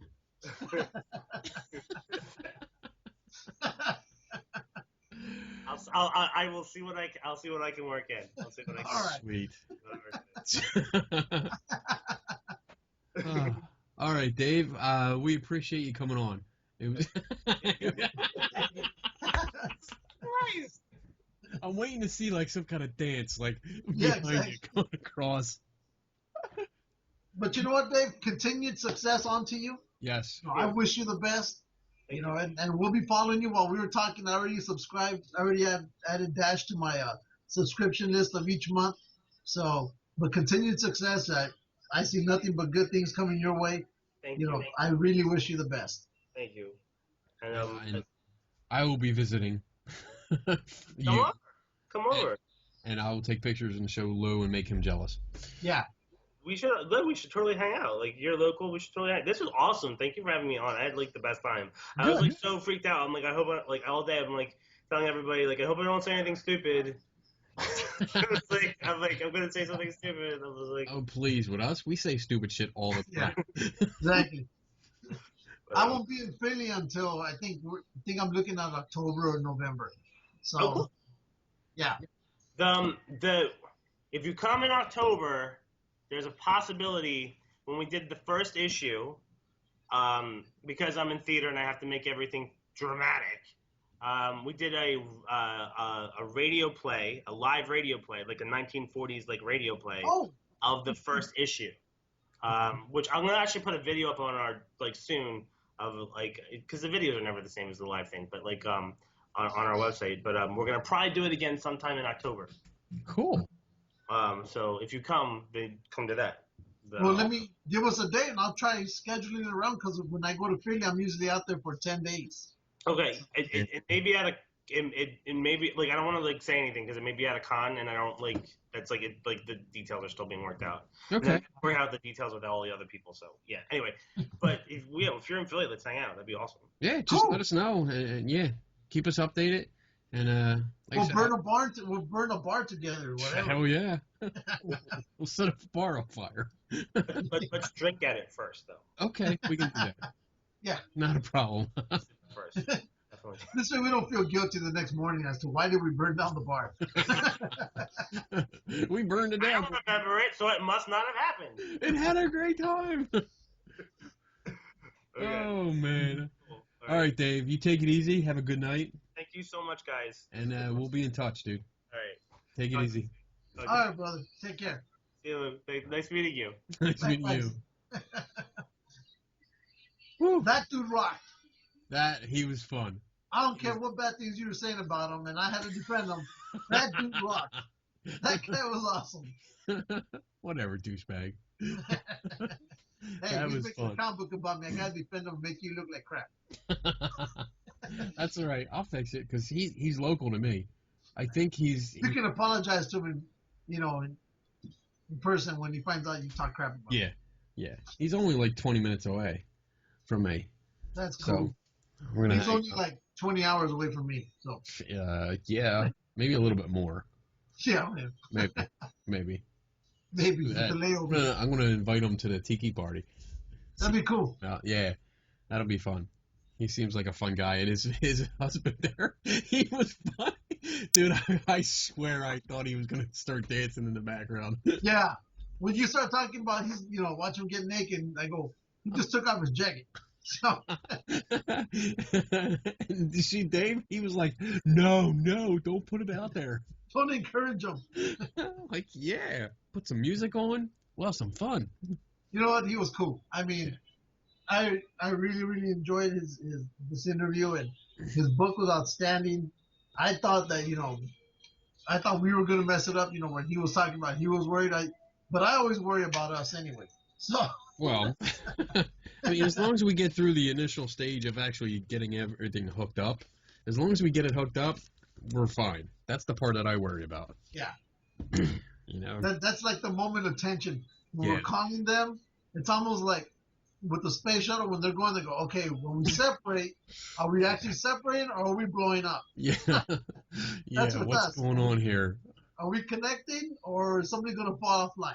And I watch it, and it's like, if you watch my screen, I'm like nervous. I'm watching, all right, click, add the I'm call. watching my screen.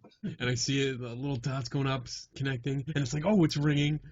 Oh, he picked up. I see his square start to blink, and I'm like, yeah, he's on there. But then, like, his picture came up and no video. I'm like, oh, crap. Yeah. What do we do? What do we do? All right, maybe he doesn't have his camera on. Maybe he's shy. But, yeah. No, but that was really good. That was cool. I really enjoyed it, and really nice guy. And he was the same when I met him in person. I mean, really nice, really out there. My suggestion to our 4 followers, get his comic. Yeah, I think he has a free one on his website where you can download it. It's interesting. It's well done. Yeah. The artistry, the whole drawing, everything, it's great. You're going to enjoy it. And if it's free, what's it going to hurt you? Yeah, it's a free comic. If you don't like it, you can delete it. But it's like I tell my kids when reading something, eat it first, see if you like it before you judge it. Right. And you know what? I loved it. I really enjoyed that comic. Hopefully I can get an autograph for me. Well, you know what? I'm gonna talk to him. Maybe tomorrow. I'll talk to him and see when, because I want to get copies. So I want to get. I like the hard copies better. Yeah. So I'll talk to him and see if I can get 2 hard copies of each issue that he has, and I'll get them signed, and then I'll ship you out your 2 along with the other stuff that I have to send to you. We'll pay for it, Oh yeah, definitely. I have no problem paying for good stuff. Yeah. I mean, I'll pay for it anyway because I mean, he did it. He did a good job. It's definitely worth it. And I'm gonna be a zoot suiter. You're gonna be a Zoot Suit Lou. Dude, that'll be hilarious if he puts that together. Dude, I would be like, I'm in a comic book. That's I'll put it on my resume. I'm a comic book. Even if you get just one mention in it. Like a tiny little panel. Lou, he got killed. Oh, I'll be like, I know him. That's my co-host. That'd be so cool, but no, he was that was outstanding. And if he's listening, listen to our Christmas show. You'll probably like that one.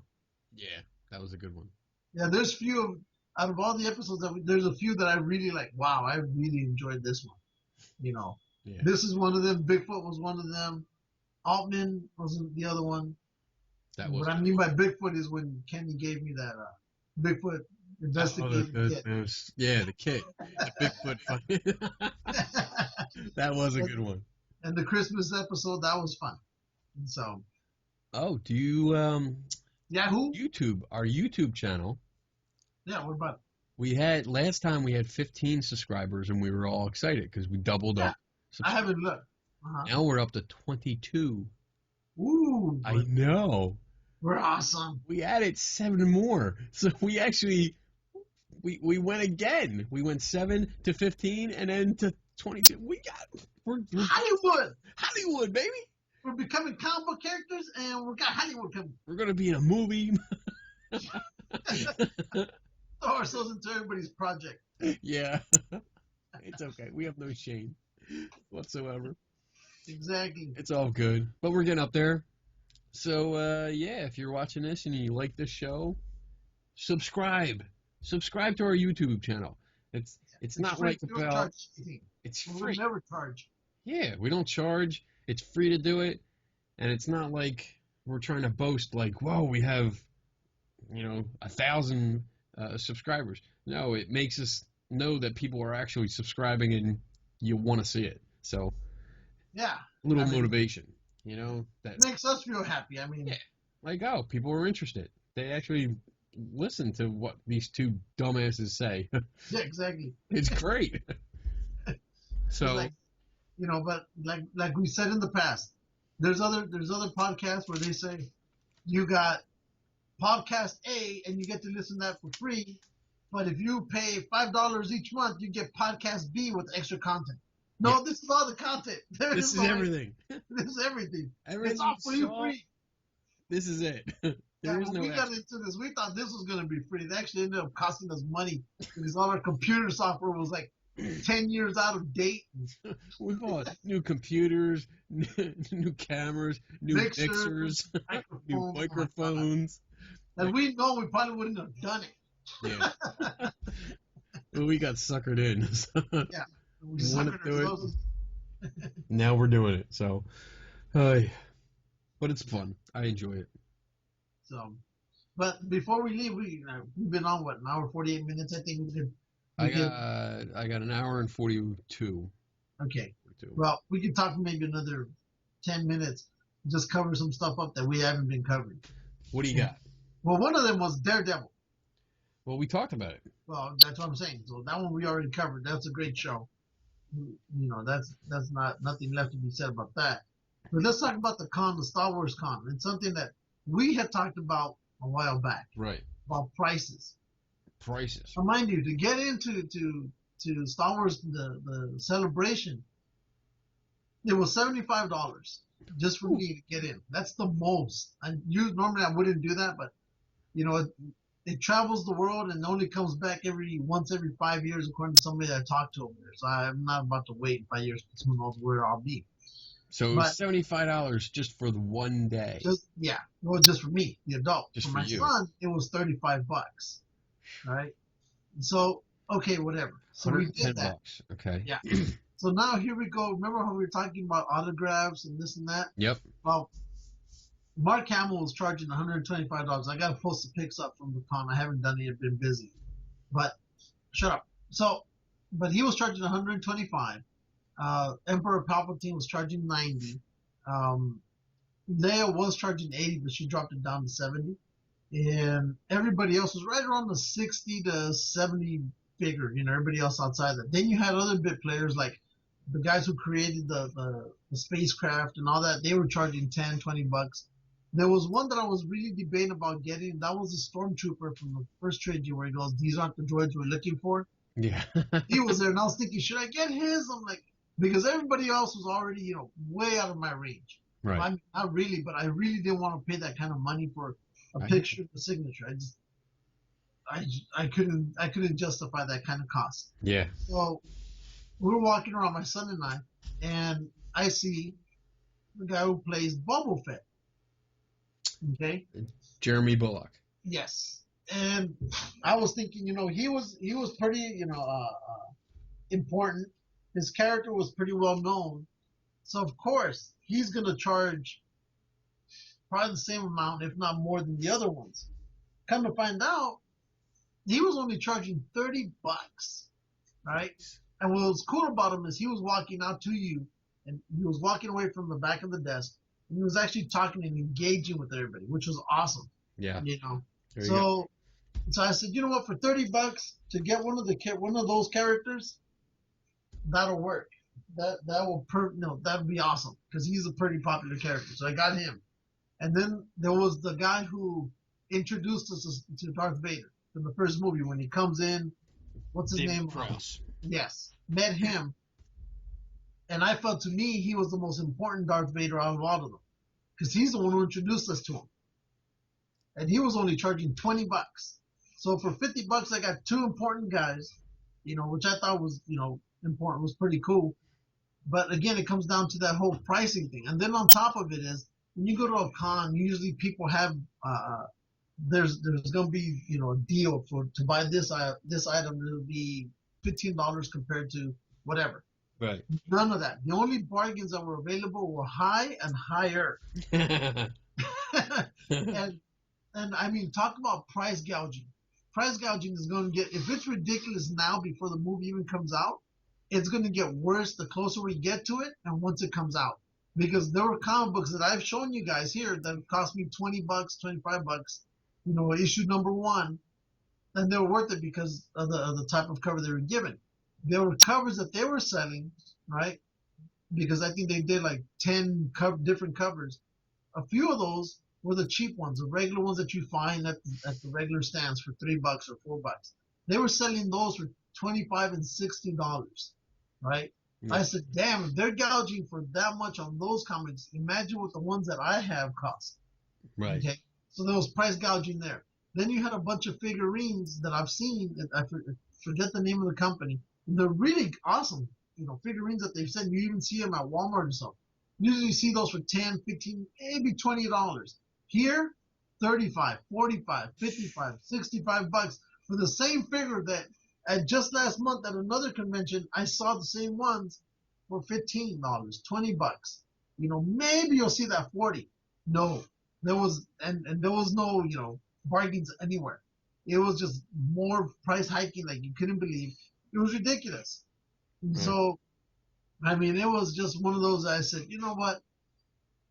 I'll wait till some of the other cons come along, and then I'll buy it over there. Hopefully, if they get out of the whole gouging issue. The only thing I did buy was that poster I told you about. I went back. Oh, good. And I bought it, and I asked the guy about it. And come to find out, I guess when Star Wars released the soundtrack, right? Yeah. That was the poster that came with the album. Hold on. So you may have it. I think I have it. Hold on a second. Let me get this out. I have to get my Yodas out. And this, it's buried behind some stuff. Okay, keep looking. I'm looking. You look for that while I look for something over here. Okay. Yeah. Here we go. Hold on. All right. Here. There's the album. Yes.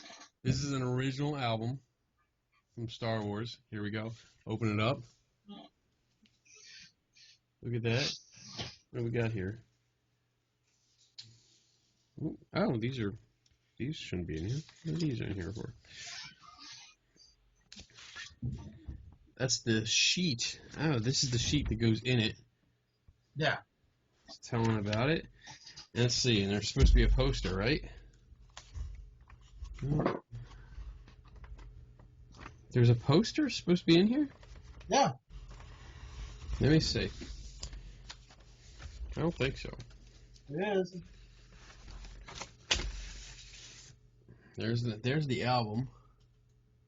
No poster. It's still in the original wrapper. Look at this. Let me show you. That's the original wrapper. So you could tell a lot of the posters he had were yellowing, they were ripping,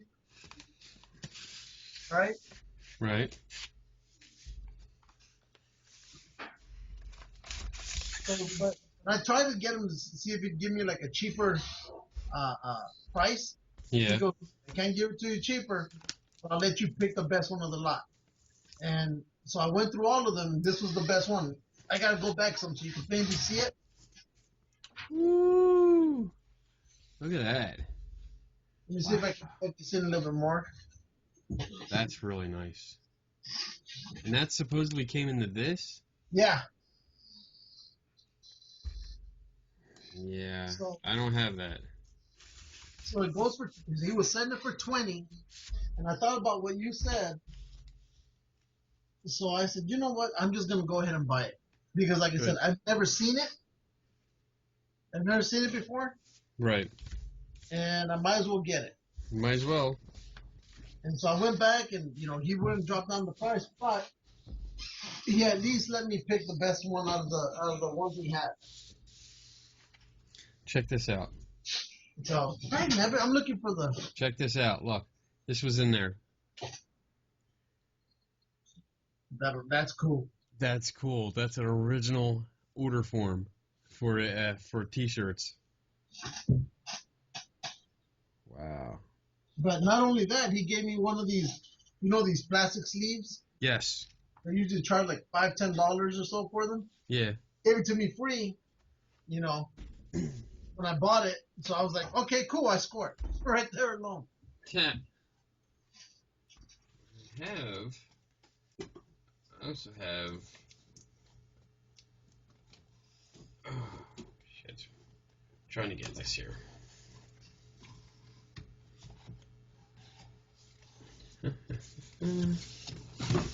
I have this one too.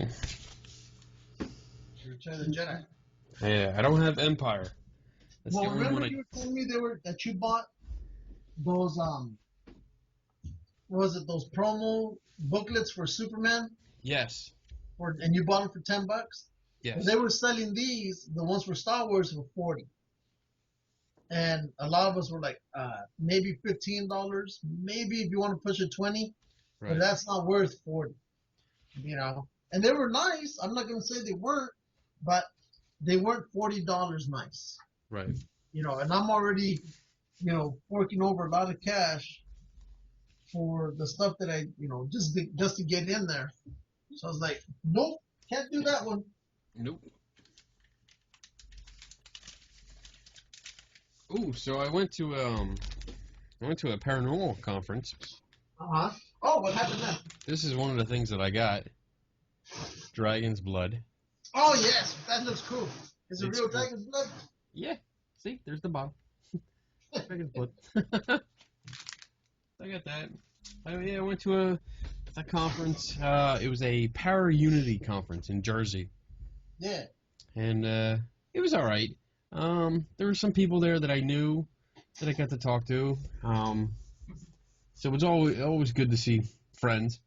But what I didn't see, like I didn't attend any of the lectures because they were $5 each, and not to sound like a dick, but there weren't any lectures that I found interesting that I would sit through and But you never find any of those interesting. Sometimes I do. When we went to Mid-South, I found a couple interesting. Then you walked out. No, there was one by Paranormal Sarah. She did one that was really good. It was really interesting. You went to the one by was it Altman? Yeah. It was the one I really went to. Yeah. But once in a while I find that I like, but I didn't find any here that I wanted to attend.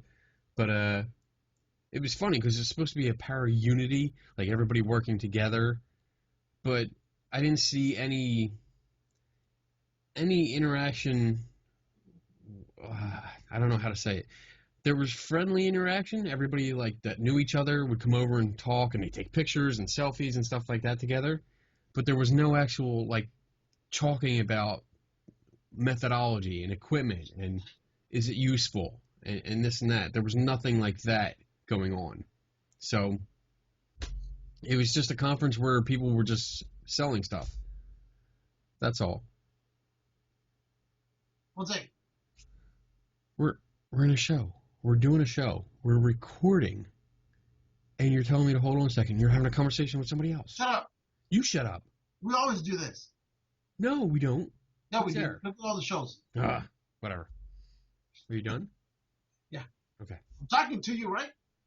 The best tables there were like the jewelry tables.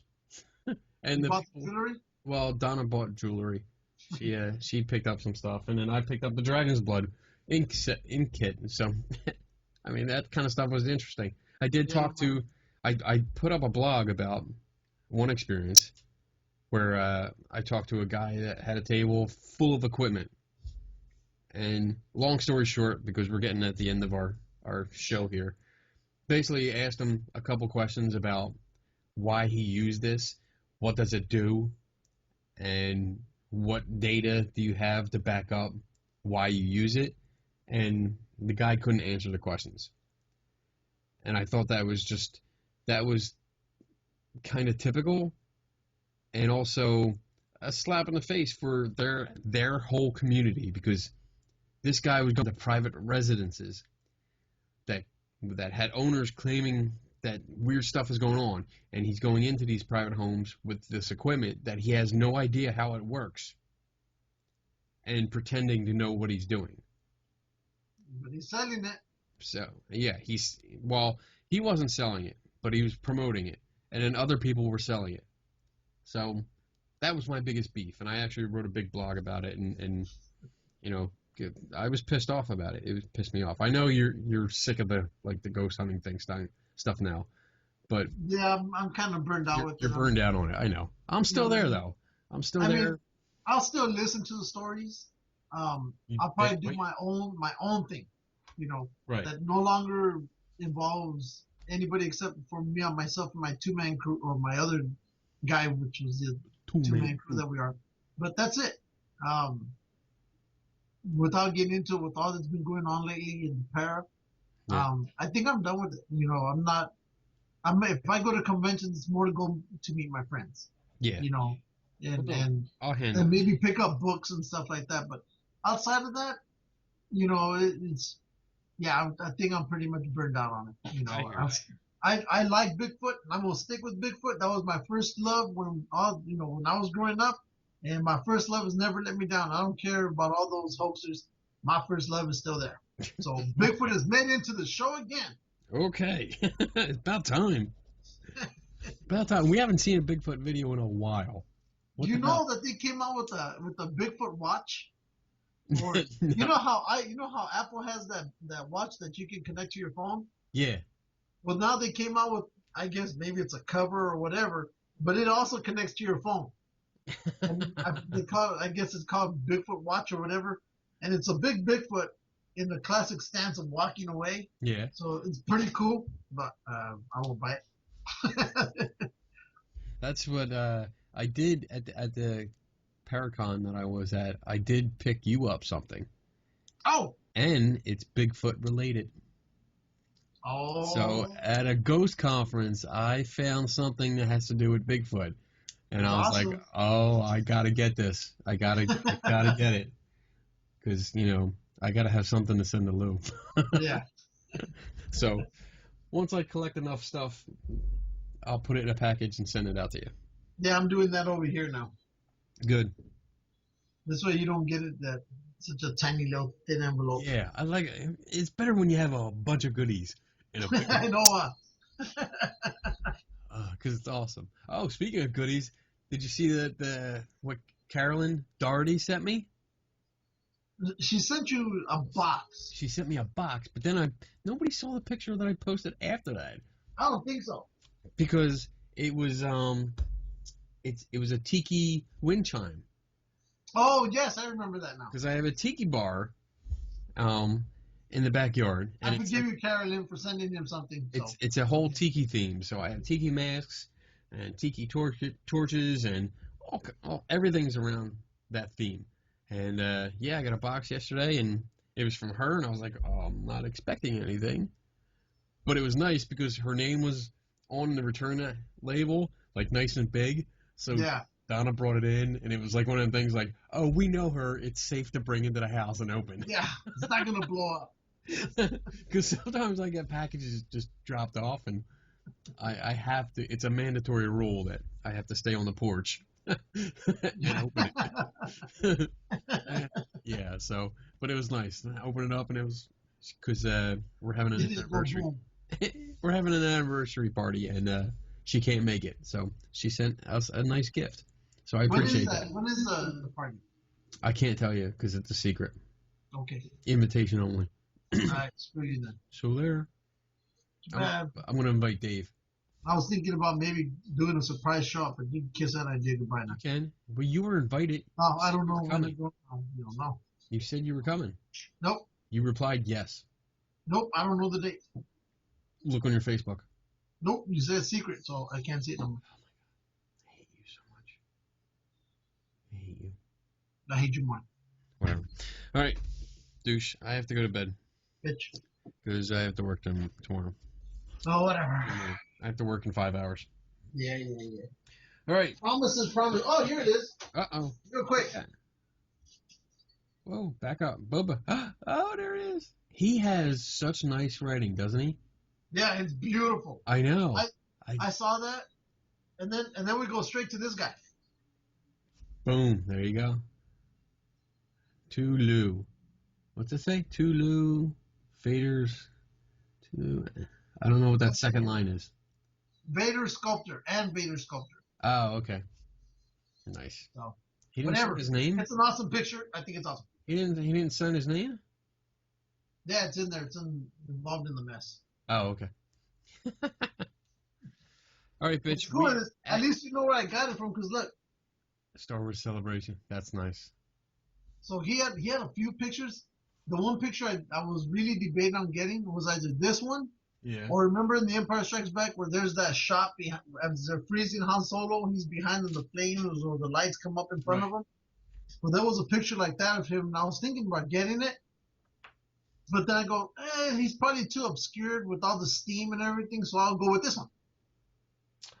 The picture I have I found it. Don't worry. is from Empire. I found it. Go. I have a picture from Empire, and it's when Darth Vader is talking to Boba Fett, and Lando is in the background. So I have David Prowse and Jeremy Bullock on that picture. No. So I need Lando now. Yeah, you do. I saw his line, out of everybody's line, out of the big names, Yeah. his actually dwindled a lot quicker than everybody else's. Wow. And it never grew again. Hmm. So I was like, ooh. He's the last one I need. So, all right. I want to go now because we're over 2 hours. All right. So, great show. Yeah. Good job. Awesome. Thank you, Dave. Thank you, Dave. Much appreciated. Yes. And, yeah, so never stop learning. Don't take nobody's word for it. That's right. And we are out. So. What? And especially with all that's been going on for it, all this makes sense. Yeah, exactly. I mean, those two taglines, perfect for Don't take nobody's word for it. all the shit that's been going on. Okay. All right, we are finally out in 3, 2, 1.